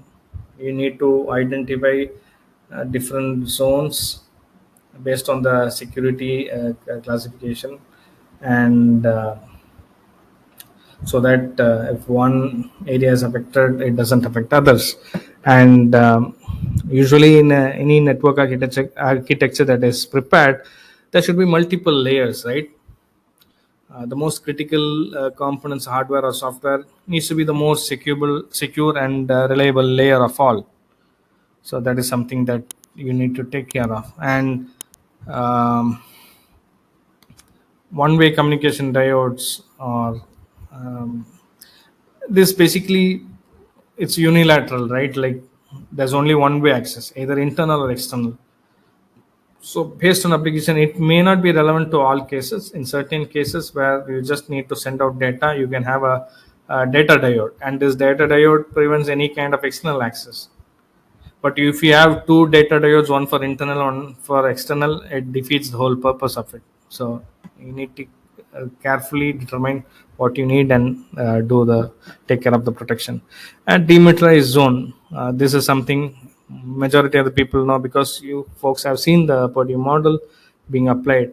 It's also called layer 3.5, where there is a disconnection between the enterprise network and the OT network, uh, mainly to avoid any kind of exposure or direct connection. And something very important is you need to ensure your communication are secure wherever possible. Your data can be encrypted, right? So that is something that you need to look at. The protocols may be insecure, but there are a lot of um adaptations, in the sense a lot of developments in terms of making Modbus secure, making Profibus secure. That is possible. And of course, encryption at the level where the at level 1 or level 2, depending upon your requirement, especially if it is feasible. So network perimeter security, using firewall to control the traffic flow between the enterprise network and the OT systems. IP geo blocking, it's also possible, especially if you have a lot of mobile devices or connections. And hardening that we saw earlier, especially if you have some remote access requirements, there are certain best practices that you can go about to reduce risk to an acceptable level. Jump servers, they jump servers can also be used in the DMZ layer, um, which kind of acts as intermediary without exposing the internal hardware or connections. And it should be kept in mind that you should never allow any persistent connection to the outside network. This is very important. And I know it is a lot of work, but you need to monitor and carefully log all the connections that come in and go out. And when you prepare a network topology, you should know how data flows from where and so on, because this kind of helps in case if there is any breach, to what extent damages and what data or information is lost. So this is about host security. Host security is nothing but your computers or systems.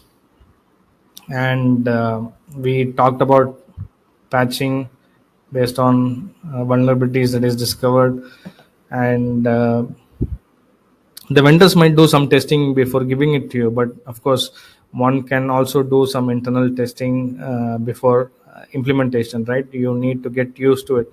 You need to have some kind of backup plan in case if it's not going as per plan, to go back to the old state where it was. Whitelisting on all the HMI or any kind of access interfaces, hardened field devices. So again, this talks about hardening, right? Various things within the computer, right? And ultimate, very important thing that a lot of people don't do is regularly test whether it is working as per the functionality it is intended.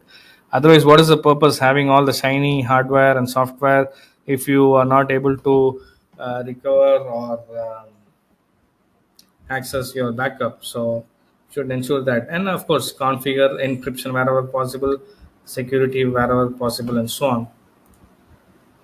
So security monitoring, again, this is related to the modern practices last 10 years. There's lot of development has come up, because there are a lot of vendors dealing with intrusion detection, intrusion prevention, event monitoring as in logs. Then there is CM solutions for OT, right? And of lately there is OT SOC, also Security Operations Center. Though this has not become prevalent because for various reasons, there are a lot of service providers who are providing SOC services as a managed service to different facilities. There are a lot of service providers also, especially from OT systems. Those who provide OT systems also are providing managed OT SOC services as well. And these are kind of like having the defenses in place and monitoring, right? So it's a combination of both. It's not that without having defense, with just security monitoring, you can't, before you act, something might already happen. The idea of having security monitoring is to prevent before it happens, and that's the reason we are here.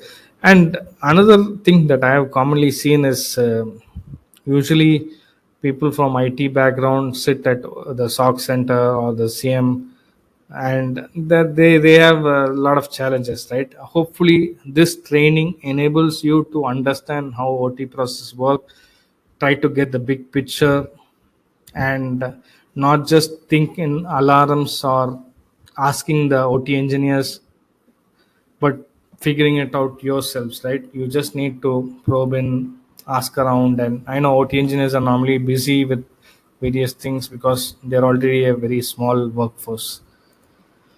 So supply chain element is a huge thing. Of recently, you might have seen the electronic devices and products being affected because of unavailability of chips and so on, right? So always when you buy all these products, ensure that you buy at the original equipment manufacturer or the right vendors, right? And you might buy it through different suppliers, and ensure that the software or the hardware they supply, they have a process in place to ensure whatever they are providing meets certain uh, security requirements in place, right? And you need to have your own uh, training for the supply chain folks, right? Because they may not be actively involved, but they are the ones who are doing the purchase or managing the vendors and so on. So there should be some kind of normally in IT industry we have this service level agreements, right?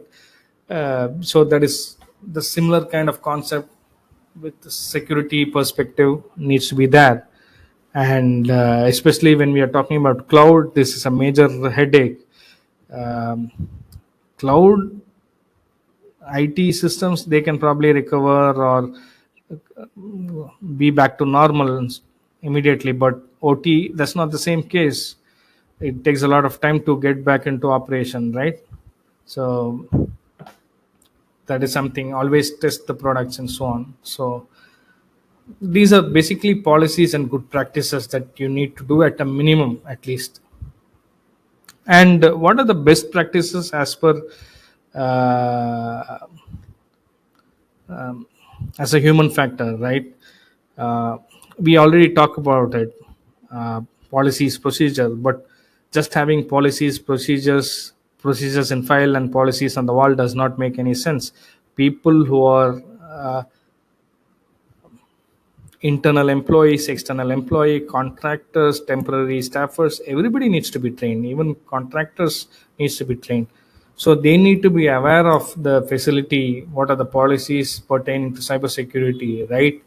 And because sometimes like a very good example is this Snowden issue. He was a contractor, We are not going to talk about whether the information released by him is good or bad. That's a totally different topic altogether. But that was a failure, right? It was a failure. It was a security failure, basically. He was a contractor and he was able to exfiltrate almost gigabytes or more, like unimaginable amount of data from the servers.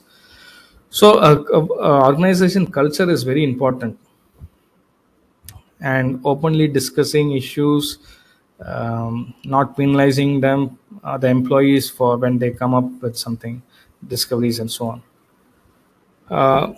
So this is challenging, right? It's not very straightforward. There is no straightforward way to go about here. So these are some of my own recommendation based on my personal experience, like develop network architecture for your whole facility, understand the risk, what is the risk tolerance as an organization, what are the countermeasures that needs to be in place, have a record of all the assets in the facility, criteria for identifying which devices comprise of industrial automation control systems, because that is still a debate nowadays. Identify hardware that supports business processes, including IT systems. And so there are a lot of IT OT integration as well, especially in a manufacturing environment. MES, purchase system, all are linked to the shop floor, right? And it's not only the hardware, you need to figure out the logical assets as well. And availability, integrity, confidentiality is important. And do not forget the HSE. HSE stands for health, safety, and environment. That is a major factor also. So start with risk assessment. When I mean, what I mean by all stages of technology life cycle is from the development stage, right? Or when the facility is being built, you do some risk assessment. And once the plant starts operation, probably 2 3 years, you need to revisit and redo the risk assessment. So identifying reason, frequency, or triggering criteria based on technology or operation. That means that once you have done the risk assessment, then periodical audits, you might come up with a finding that is good. It's not bad that you have developed a system but you still come up. That's the inherent nature of the security. And as a cybersecurity engineer professional, you need to be top of that, right? So if we find the discovery, then we need to relook at our management system and see how we can improve it further. And during next audit, we'll find out. So this was about how to start. So where to start? So how to start may be a bigger process, but where to start could be smaller, simpler things, right?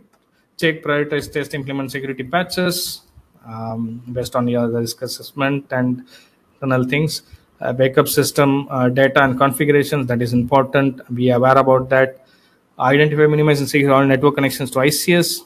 So that is very critical. Continuously monitor and assess the security of ICS network interconnections. Disable unnecessary service ports and protocol. Enable available security features. This is something that many people don't do still, unfortunately. I don't know why.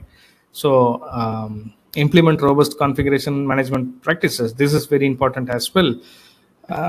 See, people come go, right? Like within the job, people change, people leave jobs. All this is an impact. There should be documentation, there should be some procedural. If there's a newcomer on the job and if everybody is on a leave because of some public festival or holiday, and at that time if there is an incident, safety or security or a combination of both, what do you think the newcomer could do? You cannot blame that person, right? So that is very important, because unwittingly they might set something wrong and it could lead to an adverse effect. So that is a possibility. These are something that attackers look for, right? If they're already inside the system, then if they're waiting for something, then they try to utilize this. So leverage both application whitelisting and antivirus software. That is something that people have already started doing it, but do it properly. training for all the people, right? So that is very important. If your workforce is not educated, it's not just the cybersecurity engineer needs to be trained. All the people employed need to be aware of all the basic aspects end to end. So maintain and test an incident response plan. We discussed why we need that, and implement a risk-based defense in depth approach to securing control systems. We already spoke a lot about that. Since we are talking about controls, cybersecurity controls for OT system, the intention of this slide is to say that there is not one single methodology that meets all the requirements of the industry or foresees something that could go wrong, right? It's a continuous trial and error process. We do our best, we implement the basics, then we improve upon that, we mature. But as an initial reference point, asset owners or the facilities and system integrators are people who integrate the system. Product manufacturers are the vendors, right? They need to follow this.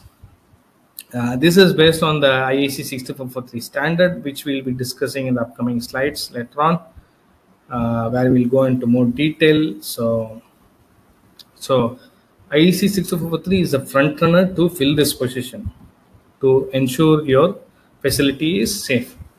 And it speaks to all these people, not only one part of this thing system. So compliance to this set of standards is now being demanded across industry, from factory process automation, utilities, oil and gas to transportation.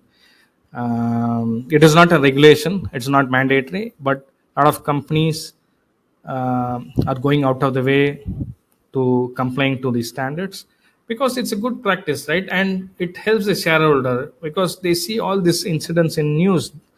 Everybody is worried. If the shareholder is worried, then the price might drop. There could be various other repercussions also. So most companies are already getting their organization product certified. If you want to know more how the product certifications happen, how the accreditation and certification happens, visit this website. It's very interesting, right? You will get good information on that. So nowadays, it is very important that one needs to understand about this standard. And uh, unlike unlike many other standards, right? This is a horizontal standard, meaning this could be applied to any industry sector: healthcare, oil and gas, petrochemical, transportation, marine, aviation. How it is applied means the concepts might be same, but how it is applied and what are the necessary requirements might differ a bit for sure. But what I intend to say is this is the right time to learn more about the standards, right? It will give you an edge as well. So um, just to end up all our discussion, this is from Gartner. Gartner does a lot of marketing hype, so always take the whatever Gartner says with a pinch of salt, right? And Gartner says 10 operational technology security controls is roles and responsibilities: training, incident response, backup and restore, disabling portable media or totally avoiding that, asset inventory, network segmentation, log collection detection, secure configuration, patching, which we all basically discussed earlier. And we will be seeing a couple of topics before we start taking the Q&A. I hope so far you have found it informative, useful, maybe a little bit boring and dry. Uh, as a trainer, I have taken very short sessions and live and online, but this is the first time I'm doing 8 hour session. So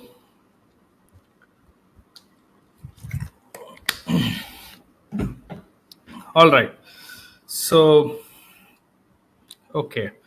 So going back to the slides, the topic for discussion now is vulnerability management for ICS and OT. Uh, we will be touching upon topics that we already discussed earlier when we talked about threat sources, attack vectors, and so on. This being a very condensed session, I'm trying to share as much as possible in the limited time frame. But again, vulnerability management is not a one-dimensional thing. It's not just about the vulnerabilities. Uh, when we talk about vulnerability management, the success of an attack that we are talking about, it depends on at least one vulnerability being exploited. As you have seen in the case studies, as you have seen various other things in the earliest discussion, very often vulnerability analysis of control system or OT system is limited to the technical aspect. While we agree that the number of vulnerabilities of this type is often significant, they do not actually explain the most attacks as we have seen, right? As shown by the various analysis of the various attacks that I shared you earlier. So fixing these technical vulnerabilities is necessary, but not sufficient. So inherently, we have organization, we have humans, and we have technical. So this is always a people process involved. So people are always important, and if you do not train or give them awareness, they could be the weakest link. So here you can see a generic attack tree that summarizes this approach, right? So if you next slide, there's a ICS architecture that we'll take a look. But before that, uh, when we see this, what feedback do we get? We can see how the attack most often takes places. The first step consists of entering the industrial network, the one to which the ICS equipment is connected, uh, usually from outside the industrial network, right? All this is from outside.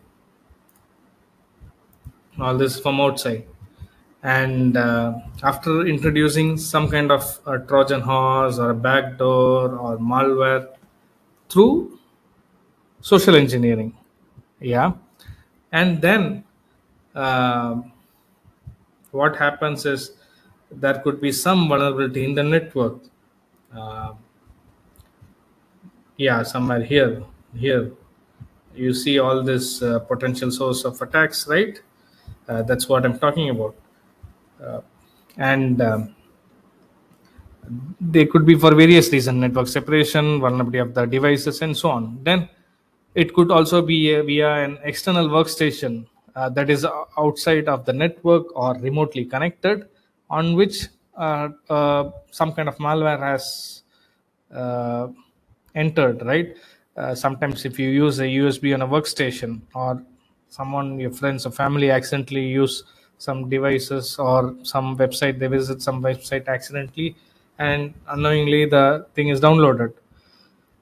And it could be a via backdoor, some sophisticated actor installing that without your knowledge, or via removable device, as I said, mentioned earlier, unsecured local wireless, especially when you are visiting coffee shops like Starbucks and or any other public place for that matter where there's free Wi-Fi.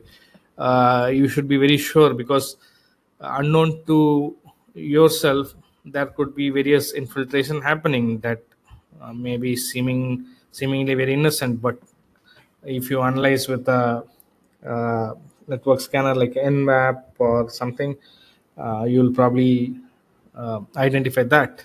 But usually we don't do that, right? Like, we just go connect to the internet we use. So oops, sorry. So with this kind of network protection vulnerabilities, there's a lack of this. There is a potential problem, and at the end of this step, the attacker basically has connected the equipment to the control system network, and is able to discover other equipment, and he's able to talk with it, corrupt it, or spy on it, right? And normally the second step is discovery of the network using scanning software, some kind of network scanning software. There are a lot of tools available, so that he can move from one workstation to the another with the access of network based on if the credentials are not proper, or there are not particular safeguards in place, then there's easy to breach. So the last step is to perform some kind of malicious actions on the SCADA controller, PLCs, or servers, or workstations, and so on. And there are a lot of things that could be done: espionage, data corruption, stopping, slowing down, and it could become physical and dangerous as well. And ultimately, it might result in incorrect data being displayed, or the PLC modifying the data, as we saw in the Stuxnet and Triton attacks. And even the historical databases could be corrupted. We do not know that, right? So these things, as long as you remember, you are very well versed with the basics. And majority of the situations that we see time and again, maybe the vulnerability is complex, or maybe the coding or the malicious thing, code or virus might be a challenging thing, but ultimately they all have simple attack vectors, and usually this is how it propagates. So if you are aware about this, and if you are able to take care of the minimum basic requirements, at least you can defend to a good extent. And while I was talking about all the thing, I was referring to this drawing here, network architecture. This is the first step, second step, and so on. So if you see all this red uh, here, that basically indicates a potential source of attack, meaning they can enter and damage through that, right? So this attack surface of a system is defined as a description of all the points to which an attacker can enter, the list of security measures, the list of targets to be targeted. So this is a very generic attack surface that you're seeing here, and it shows intrusion points. These are possible intrusion points, and this could be your target, that are basically are used as a relays that allow new actions to be implemented, right? So once he enters here, he can use the server, and from there he can launch to inflict this, or basically they wouldn't go. Normally this is an entry point. Their target would be engineering workstation, right? And wherever they want to find, they may be here, maybe here, as you saw in the Triton and Stuxnet. So in summary, if you see, the entry points of an ICS or OT systems are usually poorly configured firewalls between the IT OT network, this one, or the DMZ here, which can be accessed from the external network. There is not enough protection configuration in terms of the firewalls, or the workstation that are supposed to be uh, within the network, within the firewalls, are somewhere exposed, or they like they are connected over unsecure networks. USB keys, removable devices, mobile computers, workstation, right? All this is a possibility. So there are various ways that you see that it could the security could be breached due to faulty design or implementation. Unsecured physical access points also. So as you can see, there must be some kind of physical contact, or a logical. This is a logical. If he is here, this hacker is here, then attacker is here. That means some kind of physical contact. So what you see is all this is a possibility that happens to exploit a vulnerability, right? They enter here, they start searching for vulnerabilities on the OS, hardware, and so on. And the search for vulnerabilities in an installation and their correction are fundamental steps in risk control, right? So this is vulnerability management. So the elements that can be affected, that must be analyzed, right? And I have this upcoming slide where you can see what are the devices which shows basically are the targets, and how they can be used to relay conduct attacks, right? And this network architecture actually gives you a very good idea for that. There are so many vulnerabilities, but I can share some sources from where you can maybe check and get to understand. So before we go into that, um, here I want to talk about majority of the vulnerabilities are related to unsecured architecture. You just saw this architecture here. So all these entry points need to be hardened, and so that you can avoid being breached. And apart from that, the poorly configured devices, unreliable protocols, and equipment without any authentication capabilities, software vulnerabilities that we discussed multiple times. Yes, they need to be patched, but when there are other issues around, automatically when the attacker goes in, he probably discovers that this hasn't been patched, right? So with, and again, weak authentication, right? So at a supervision level of 2, here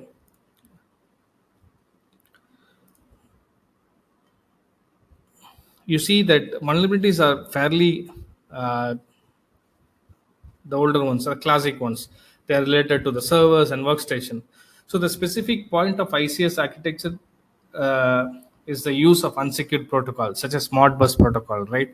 For level 1, where the PLCs are located, the vulnerabilities concern on hand are related to the equipment itself, and sometimes the mechanism that allows users to communicate with PLC and to use it. So from a technical point of view, a PLC has a CPU and a firmware that we know, and operating system that ensures basic operation. So this operating system has vulnerabilities. A communication is made with SCADA server and engineering stations to, in order to transfer either the user program or the programming languages into the CPU, or the commands to control the operating start, stop, run, reset, etc. And sometimes it's also sent from the SCADA workstation as well. So the sending of data from PLC to SCADA and the historian server.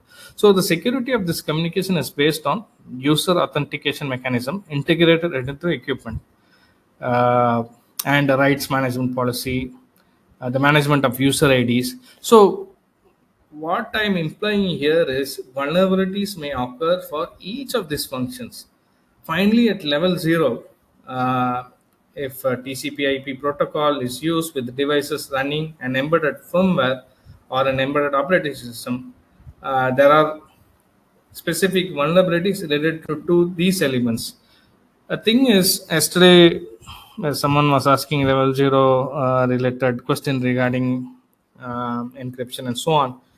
And because how the way it is designed and implemented, level 0 normally analog, they do not have any kind of security mechanism, and someone needs a physical access, which is almost next to impossible.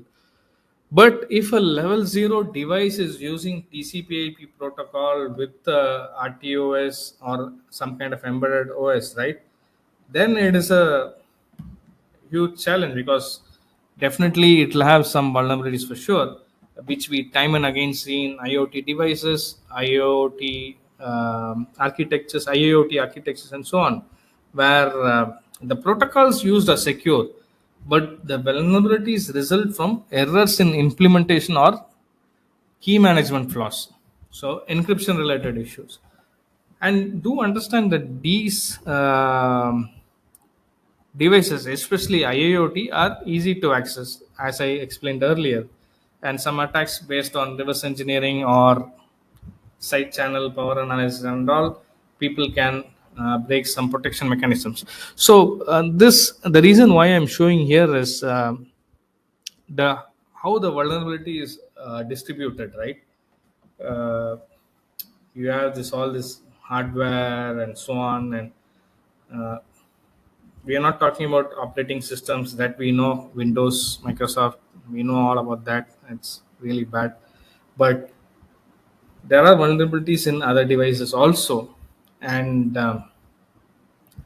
as long as our network architecture is good, at least we can prevent any kind of intrusion. But it doesn't mean that we leave these vulnerabilities unaddressed. Sometimes it is not always possible to patch or upgrade the firmware, but then that's where comes the hardening, right? And this CSET is a tool that was developed by CISA, and it is provided for a cost. Especially the professional tool is provided for a cost, wherein you do the hardening as per the benchmarks, and you can run the tool and do analysis. And before you do that, you can select a standard and select the requirement and whatever diagram network architecture that you have done, and try to answer the question that the tool raises, and then run the tool and uh, analyze the report. So the analysis of the system vulnerabilities is a very important step in the security process. There are two types of approaches. One is audit type analysis. That's usually a checklist analysis. uh, it's more of a qualitative, right? That, like, you only see the identified vulnerabilities, but the second is based on the software that automatically detects the various device vulnerabilities, and that's where CSET analysis comes in. And this NIST guide standard that I was talking about provides various examples of generic vulnerabilities to perform a checklist. And it kind of helps to carry out an initial identification of risks on an OT system. But again, that is not that is alone not enough. So one of the most commonly used scanning tools that I was talking about is CSET. It's called Cybersecurity Evaluation Tool. It is created by ICS CERT team. CERT, as you know, is Computer Emergency Response Team. Almost every country nowadays has their own CERT team. So they provide a step-by-step procedure, as you see, to evaluate the security of your hardware, and that is configured based on industry recognized standards. See, these standards that you're seeing is purely relevant to uh, North America, especially USA, right?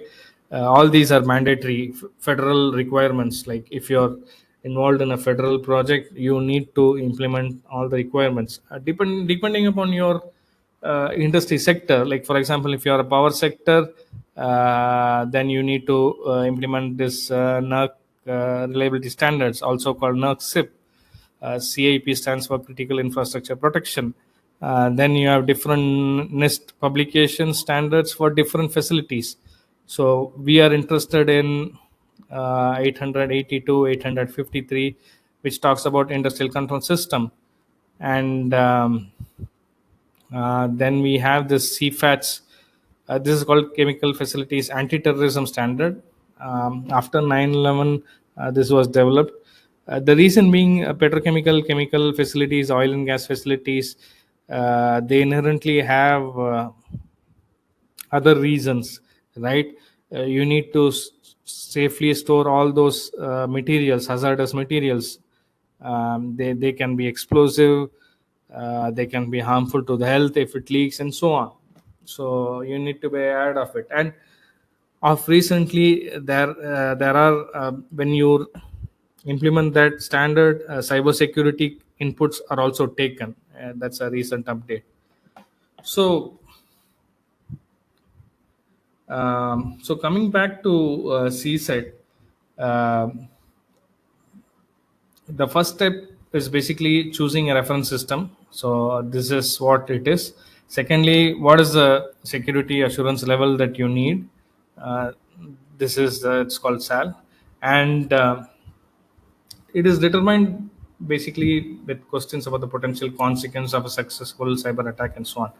So it can be selected and calculated, and it provides a recommended level of security necessary to protect the system from a feared event, right? And it is then possible to draw a diagram of installation. And basically, it is creating a network architecture in itself for us based on the requirements. And actually, you can use this network architecture that CSET analysis does, and it can be imported into a tool called Grass Merlin. I haven't written it on the slide, but Ras Merlin is a very good tool for analyzing your network vulnerabilities, and it is an open source tool, but unfortunately it's not being updated for a very long time. But still, it is very good and helpful to learn a lot. So this when the CSET generates questions using the network topology, the security standard chosen and the level of SAL chosen, the person can actually select best answer based on the organization requirement, based on the network configuration, based on the security policies and procedures, and so on. So all the answers can be combined with all the background information provided by the analyst or the user to support this, right? And the last step of this would be to analyze the result. So what CSET additionally does is it provides a dashboard of various possibilities for our own benefit for filtering the result, right? So we are talking about vulnerabilities, and it wouldn't be good if we don't know what are the vulnerabilities that we need to refer. So if you are an OT or whatever role you are, and if you're dealing with vulnerabilities, do visit all these websites. You can get an understanding of what the vulnerabilities are, especially cv.mitre.com, the torch which we regularly use, National Vulnerability Database by NIST, that is also very helpful. Exploit DB is a private thing. Security Focus is a private initiative. So all these are governmental initiatives. So what it does is it creates accessible list of vulnerabilities on the software, on the hardware identified. So IT is a matured security practice, like I mentioned earlier. So OT systems related vulnerabilities, especially the ones that are more popular or commonly used, are identified. But again, there are so many OT hardware, IoT hardware, IIoT hardware now. So there's a lot of work to be done. Not every vulnerability is known. That's how it becomes a zero-day vulnerability, right? And it's always a work in progress. This is about discovered vulnerabilities. The current product development of the hardware or software, a lot of practices are being implemented to develop a secure and safe hardware. But OT, as you know, there are a lot of legacy hardware. Even 5 year back, 10 year back, even 1 2 year back, some hardware, it could have been done with the best designs possible, but there are a lot of tools which could break that, or there could be some exceptions or vulnerabilities that would have been recently identified. All these things take time, but at least what we need to do is whatever that has been identified, we need to ensure that we pass them, or we mitigate them, or we ensure that we address that. So this is a general slide, so leave it. So that is the end of vulnerability management. So it's a process. It is not a simple step that we do in thing, right? Like, so um, we need to know what the current vulnerabilities are, and we need to, one thing I missed out mentioning in the slides is there's a lot of advisories coming in, right? Of course, CISA definitely does provide some. ICS cert definitely provides some advisories, especially that are critical. There is a rating scale for that, how critical it is. But again, if your facility or organization use particular hardware or software, you should always be monitoring um, the vendors alerts as well. They may be periodically putting some notices either by themselves, or if a researcher finds some vulnerability, as a it's a industry practice that before coming publicly with the identified vulnerabilities, they need to inform the vendors, give them time so that they can develop the patches and upgrades for the firmware and so on, and inform all the clients, right? But it is always a challenge. over time people would lose track. So it's a very complicated situation. Everybody needs to work together. Asset owners, vendors, system integrators need to work together to be updated regarding the vulnerabilities.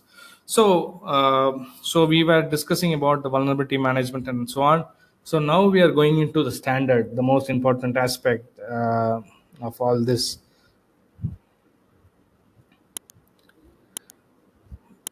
So from the slide here, you see the relation between some of the very important standards. So this risk management standard ISO 31000 is a very uh, common generic one, right? Um, that talks about risk management. It doesn't talk about security of IT or something. It purely talks about risk management.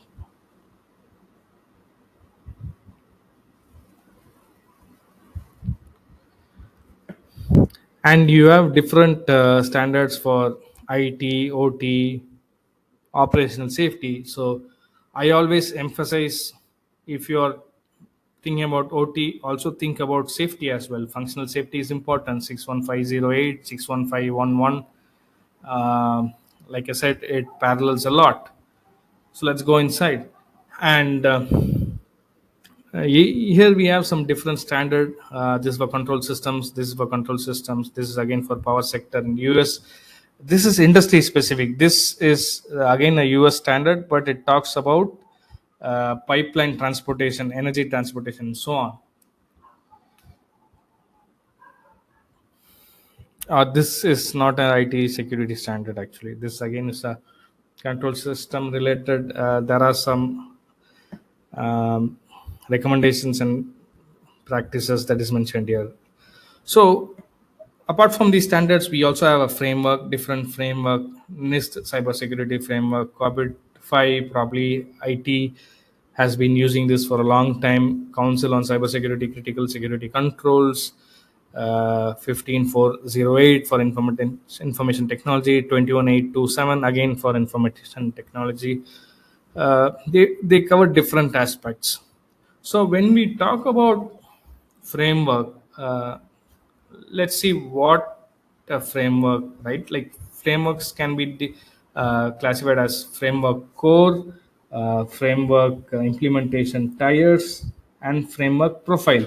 So before going to the next slide where we see about a NIST cybersecurity framework, I just want to explain these three aspects, because irrespective of the framework or standard, this is relevant to all. So what does framework core mean? Uh, so, framework core is a set of desired cybersecurity activities and outcomes that basically uses a common language. It is easy to understand, right? And for example, if you do not have any cybersecurity management system in place, framework core is the best place to go to jumpstart your security management system. It helps the organizations by guiding them and managing and reducing their cybersecurity risks. It complements the organization's existing cybersecurity risk management processes if it already exists. So that is about framework core. What does framework implementation tier stands? It provides context on how an organization views the cybersecurity risk management. It guides what is the consideration for the appropriate level of rigor for a cybersecurity program. Because company to company, it differs, right? Like um, not everybody has the same requirement, or uh, everybody can meet all the requirements as well, especially when they are starting. So again, it can also be used as a communication tool to discuss the amount of risk you can take, what is your priority, how much budget you have, and it helps to finalize all that. So coming to framework profile, uh, consider it something uh, that is uniquely aligned to the organization requirements and objectives, the risk and resources against the desired outcomes of what you need from the framework core. So This means it's already developed for a particular industry. Like in OT industry, we have electrical, we have nuclear, we have oil and gas. You cannot apply the same framework to all the industries, right? So each industry has its own profile. So that's what we are talking about. So it is primarily used to identify and prioritize what needs to be focused on to improve the cybersecurity at an organization. So it is at the next level. You already have a basic cybersecurity management in place. Then you want to improve it further. This is where you go. So we have been speaking a lot about NIST cybersecurity framework and NIST and so on. So the reason why I'm focusing so much upon NIST standards is NIST is a publicly available document, and if you are new to OT cybersecurity, you do not have to spend anything. You can download it from the website, take a look, read end to end, right? So NIST cybersecurity framework is a standard developed for the US by NIST. NIST stands for National Institute of Standards and Technology. They develop various other standards as well. So the cybersecurity framework is developed to be flexible enough to help the security process in any organization, in any industry. It's a very good starting point for implementing information security and cybersecurity risk management in any organization within the United States. And you may not know, but this document is accepted worldwide, and a lot of countries originally referred this to develop their own standard. And this document is translated into multiple languages. Um, that's because a lot of people seem to be using it, maybe in parts, not in full. So, at its core, if you see, um, it includes function identifier, functions, categories, and subcategories. And of course, these are requirements, but there are some additional guidelines or information that is also given. So basically, this function gives the general overview of the security protocols of best practices. Functions are not intended to be procedural steps, but are performed concurrently and continuously to form an operational culture that kind of addresses the dynamic nature of the cybersecurity risk, right? Categories and subcategories provide a very concrete action plan, like what you need to do for a particular department or a particular function. So I'm not going to go into detail. We have less time. It's already getting late. We have a lot of topic to cover. Another 35, 30 odd slides maybe. So we took a look at the network architecture basically is for OT, but this cybersecurity framework is for the whole organization, and this functions and categories, some might be relevant to OT systems but not all. But we are talking at an organization level. But the previous standard that I referenced to you, NIST SP 882, that is for you need to take a look at that and take a look at this to develop your cybersecurity management system. So identify, protect, detect, respond, recover. So this covers all your thing. And the very good thing about this cybersecurity framework is, for example, take protect function. With protect, they have this identity management and authentication, right? And access control. So there are various other subcategories here, each talking about a particular aspect. And the good thing is they also have mapped it to the relevant uh, standards, the subclasses. This is the standard. This is these are different standards within 62443, and these are different clauses. These are different requirements. Similarly for other standards and other framework as well. So it helps a lot, right? Like uh, even if you are implementing a NIST based on NIST, it still gives some valuable information in terms of how you do it, or which clause, what sections in the 62443 also. So NIST CSF is a gives provides informative references that directly correlate between all the functions, categories, subcategories, and the security controls of other standards and framework. That's what you are seeing here. Uh, So it does not tell you how to do what, but it merely provides a checklist of tasks to be completed. So organization can choose their own methodology, how they want to do it, right? So there's a lot of freedom when you use SIFT to pick and choose what works best for you in terms of the tools and what is the risk management needs of your organization.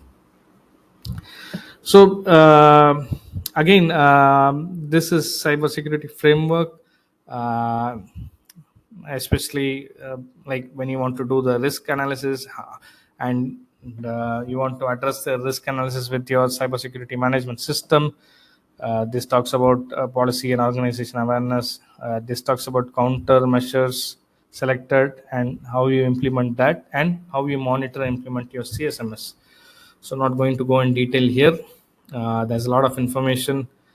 So coming into 62443, one of the very important standards, it provides the requirements and methods to manage the automation system or the OT system.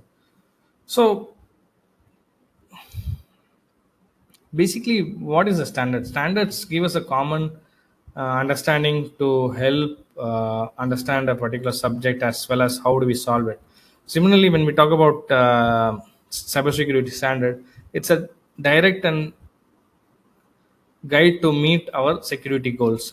So this 62443 is for control system, and any industry can use it.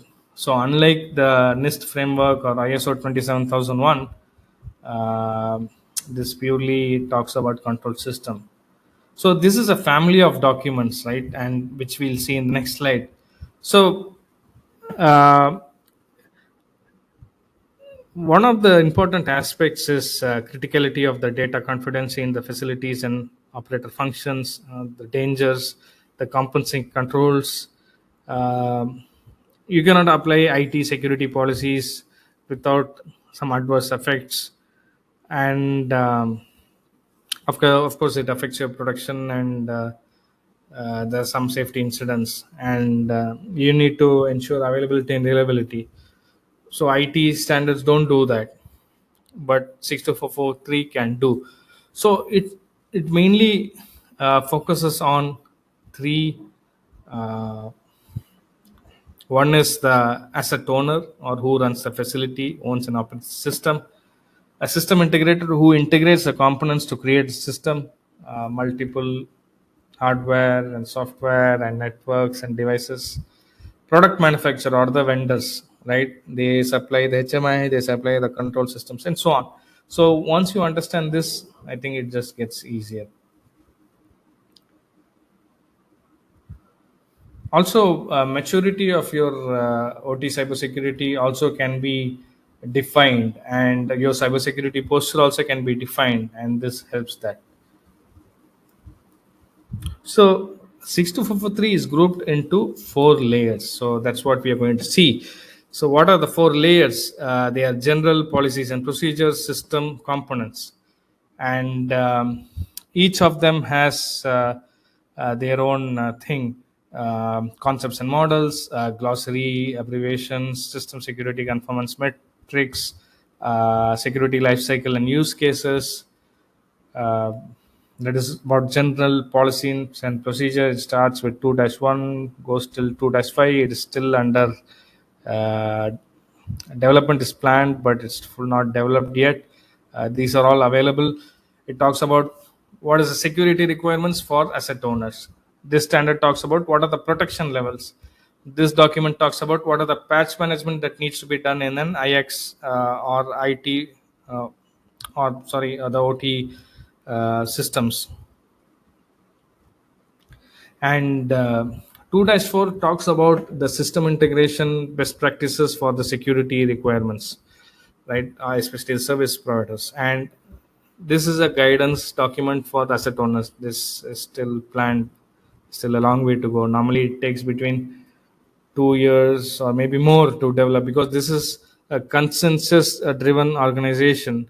It's not like someone decides and they just go ahead. Like, experienced people from different companies sit together, discuss, thrash it out, and come up with. So originally this was developed by ISA 99, then adopted by IEC. Some of the documents were developed by them. So, of course, there's a lot I can share, but I'm trying to limit myself. So, when we talk about systems, so what are the security technologies needed for the system? So, this document refers that. And how do you do the risk assessment of the systems? This document, this standard refers that.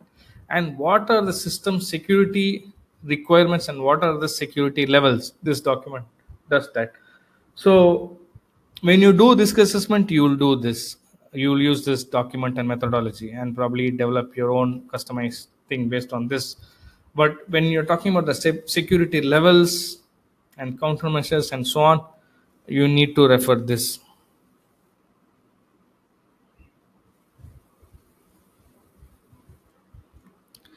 So the component is basically the product, right? So this 4-1 talks about your product development methodologies and what is how you develop and what is the life cycle requirements.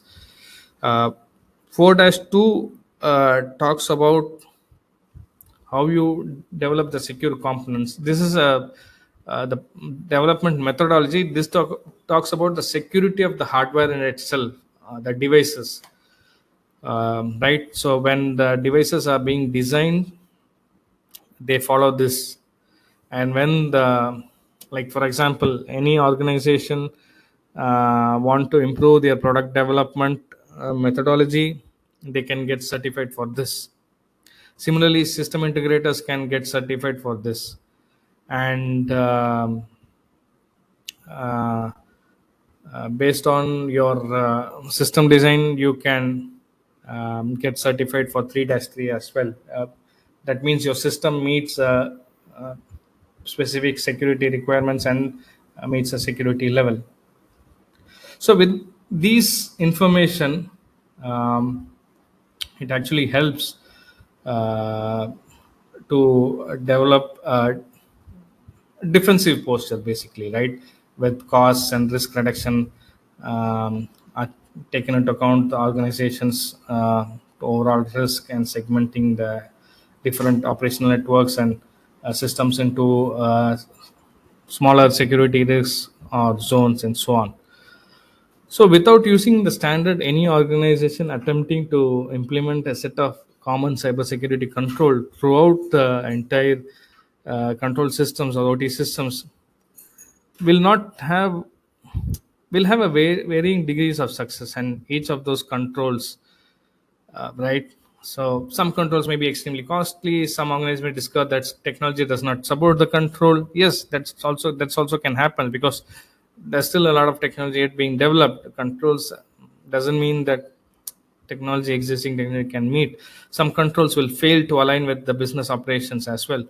For those improvements driven by policy, the unachievable controls such as systems in violation will fall into several documented policy exceptions. This is also needed, right? You need to document that.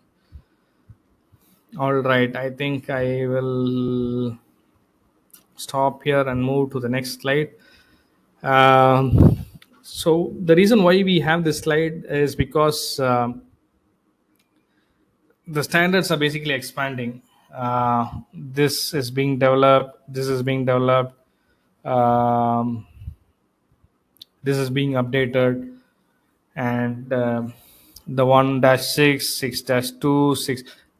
This whole thing is basically being planned, actually, not yet developed, planned. So there's a long way to go, but there is a lot happening, and I think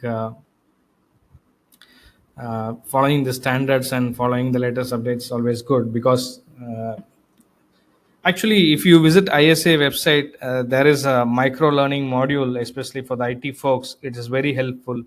It gives a very good perspective on the OT systems. Maybe I can share the link, or maybe you can request me later. All right, so that completes the discussion about the standards. Unfortunately, I cannot go very deep because of the time constraint. So let's talk about attack and defend framework. So especially when you want to be on the offensive side, or if you want to improve your uh, um, organization cybersecurity posture, this is the place to go. What is MITRE attack framework? So MITRE is an organization. It's a non-governmental organization, and they develop this attack framework. So this attack framework is based on curated knowledge base that tracks uh, tactics across the entire attack life cycle, right? So far, whatever attacks that have happened. So the framework is meant to be more than just a data collection. It is intended to be used as a tool to strengthen an organization's security posture. For instance, because military attack takes the perspective of the adversary, the security operation teams can more easily deduce um, what the possible motivations and actions could be, and how those actions relate to specific classes of defense. So so of course, this is populated by the threat intelligence and incident reporting and previous research that has happened, or the various attacks. So MITRE attack matrix is a tactics and techniques, which is a framework that catalogs various information, correlates adversary groups to campaigns, and so on. So let me quickly share this website here, where you can go and take a look. Right, so this is for enterprise mobile ICS as well. So for us, ICS is something that is relevant. So if you see, for each category, initial access, execution, there are like, I think, 15 or odd, and each has its own techniques, right? So for example, if you click drive by compromise, it will give you um, what are the procedure, what are the mitigations, how you detect, and so on. So this helps to improve our security uh, posture, basically. And I'm not going to dwell more on that, but this is a publicly available information. You can go and take a look. It will be very helpful for you to understand how you need to think in terms of the attacker's mindset, and based on that, how do you defend yourself, and what are the tools you need, what are the methods you need, and so on. Next is uh, different framework. So like attack framework, defend is a knowledge base of defensive cybersecurity countermeasures, right? You can use this to check whether your defenses are adequate, or if you can do something better. I think this is a very good guidance, right? We talked a lot about uh, hardening and so on, and it does talk about that about here: detect, isolate, deceive, evict. So this is a totally different thing. Honeypots, where I think, let's not get into that, but especially harden and detect is very crucial for you to know, and this helps a lot. So, different framework maps the relationship between attackers, techniques, tactics, procedures, and what are the defensive countermeasures, thereby providing a model of defensive techniques, right? And these are various artifacts. Like probably you have more than 258 artifacts, basically, for you to take a look, to neutralize or mitigate specific offensive cyber attack strategies, right? Especially the ones, the isolate uh, and deceive. They are very interesting. If you are blue team or red team, I think this attack and defend will go a long way, um, to help you to improve your cybersecurity posture. So, introduction to ICS OT pen testing. So, pen testing is a common practice to find security vulnerabilities or system vulnerabilities before attackers do, right? That's the aim. That's how the pen testing for OT ICS kind of developed. So what does this do? This provides a real view of actual technical vulnerabilities, and therefore a very useful complement to audit based vulnerability analysis. That is more qualitative, but this is like finding out what the vulnerabilities are. Even though they focus on a subset of vulnerabilities in an installation, it doesn't cover all types of vulnerability, because you can't cover phishing or social engineering, right? It's purely limited to technical aspects. So it helps identify vulnerabilities and weaknesses that could be exploited by attackers. And one important thing that you should remember, that never do this kind of testing or use tools in a live production environment. You could end up doing what the attackers intend to do. So we should be very mindful of that. Do it in a sandbox or a lab environment or in a virtualized machine and something like that, right? Normally, this is the last step in your cybersecurity program or assurance, wherein you have developed the system. Before you develop, you take a look at the standard, you do the risk assessment, you select various hardware, you upgrade it, patch it, upgrade the firmware. Then based on the risk assessment, you develop, you add enhancements, security requirements to meet the security levels. Then you add countermeasures to mitigate, right? And countermeasures probably may go a long way. um, some low key stuff like policies, procedures, training, to high key stuff like IDS or some intelligent solutions and so on. But once you have done the system, once you have tested it, before it is made operational, you can do this pen testing, right? To identify if everything is good as it seems. Like this attack and defense framework can actually help in your pen testing as well. So so this penetration testing can be implemented as a part of simulation exercise, right? Normally, uh, two groups of people are divided. Like you might have heard about red team and blue team, right? So the red team plays the role of a hostile force, and the blue team basically defends the attack system. So the objective of the red team is to identify and exploit security weaknesses, both technical and organization, while blue team aims to defend the system by finding and fixing vulnerabilities and responding to successful violation. So you see how useful MITRE attack framework and MITRE defend framework can be to the pen testing professionals. So normally in ICS/OT environment, there are different methodologies, but uh, I'm not going to go in detail. But we usually take a assumed breach approach uh, to simulate advanced stages of a breach and assess the potential damage an attacker could cause, right? And what does that help us do? It discusses the vulnerability, what are the possible attack vectors we might not have thought about, how many assets are exposed to the internet, what are the authorized access that is available to all the critical systems, and what are the effects or compromise on the ITOT side.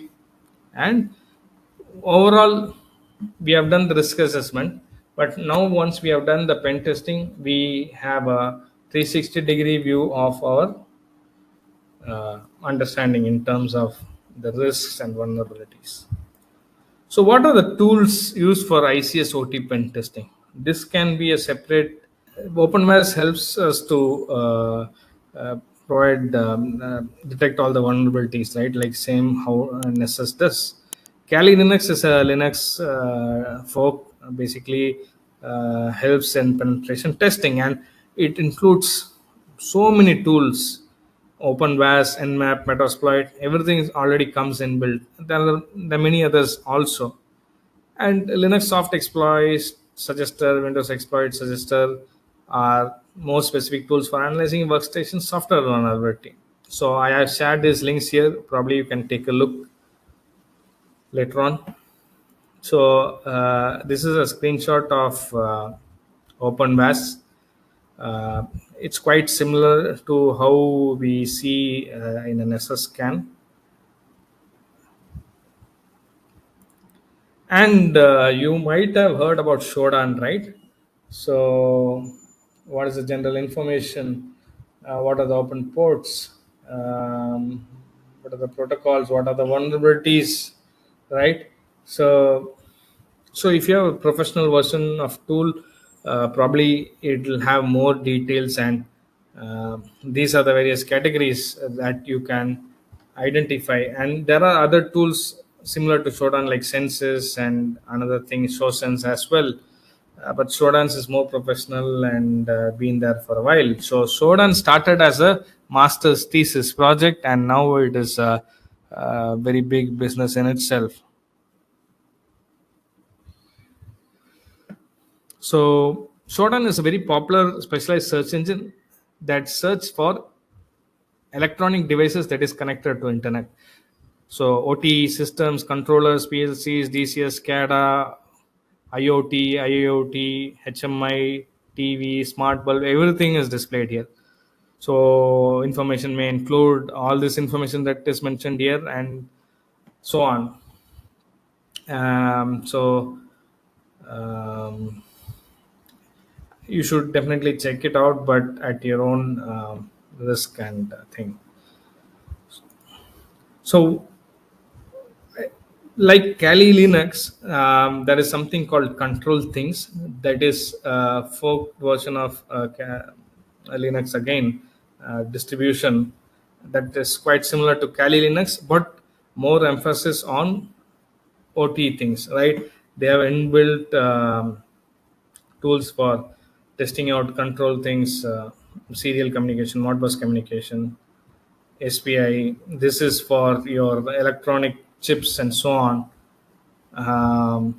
Again, this is for chips as well. Different I2C, SPI are how you communicate with embedded devices. Velocio is basically a PLC. They have developed a special tool for that. Velocio is a very good PLC actually. It's a low cost. I think it's called ACE. Probably you should go check it out. Um, it's one of the lowest costs. It's manufactured somewhere in Europe. It's the lowest cost PLC that I've come across. It's very interesting. They have a free HMI and PLC program that you can use their application to develop as well. And of course, Control Things has their own UI library that they have developed. So this again, as I said, is a Linux distribution with more emphasis on control systems. You can also use virtual machines. Sooner or later, native installer is also provided. So originally, it was called Samurai WTF, um, and it slowly evolved into control things. Right. So it is a very good tool I've used. I'm sure you might find it useful as well. So, differences between IT and OT pen testing. I don't think I have to say this after 2 days of training yesterday and today. Probably you yourself understand how pen testing between IT and OT fundamentally differs, right? The complexity of OT, the attack vectors, the mitigation strategy is completely different both. So So I have a Excel spreadsheet. Maybe I can share it later once I finish this presentation. It gives you a good idea in terms of how you go about it. It's just a template. So you need to do the scoping, and you need to identify what is the methodology you are going to do the pen testing. And before that, you need what is your approach, right? And testing can be manual or automated. And what is your findings? How do you explain that? So you need to come up with all your easy to understand reports, right? So that is important. Documentation is important. Without documentation, nothing makes sense. And again, sometimes people complete with that, but if they are very experienced consultants or professionals, they may also come up with remediation plan. But generally, people who do the assessment, people who do the testing, and people who do the remediation is usually three different folks. But normally such kind of budget is not available to all, so that is depends. But at least assessing, pen testing, or audit can be done by one party. Remediation is again, like, see, if the people who do the testing do the remediation, how do you know they have remediated? They'll just tell they have remediated and go, maybe, but they need to show you proof and so on. But it's always good to do with the third party, right? So usually these are the 5 steps, and these 5-step testing process is the best way to help you identify and remediate vulnerabilities in the IoT systems. By following this process, you can reduce the risk of a cyber attack, um, or you can, so whoever is trying, you can make their attempt unsuccessful and protect your critical assets. So why is pen testing important, right? It helps you understand what's your weaknesses, what's the pathways that attack vectors that you would have missed, and very importantly, something that is not focused much is understanding what is the potential impact of a breach. Like, for example, there could be a loss of view or a control, loss of confidence, or some kind of screw up in the process control systems. And based on this report findings, organization can develop plans to ensure that business or the operation continues. So uh, so that is the reason why pen testing is so important. So so what is the benefits of ICS OT pen testing? Of course, identify and remediate, reduce the risk, protect critical access, improve compliance with security. Importantly, peace of mind, knowing that your OT systems are secure. You do not have to worry about ransomware or any. That doesn't mean that you become complacent, but overall, it plays a crucial role helping you to tide over such kind of situations. And if you are responsible for OT security in your organization, I encourage you to consider OT pen testing as a part of your overall cybersecurity strategy. It is a very helpful methodology that can help protect your critical assets and reduce the risk of a successful cyber attack. I think with this, we come to a conclusion. This is a repeating slide. So that's about it.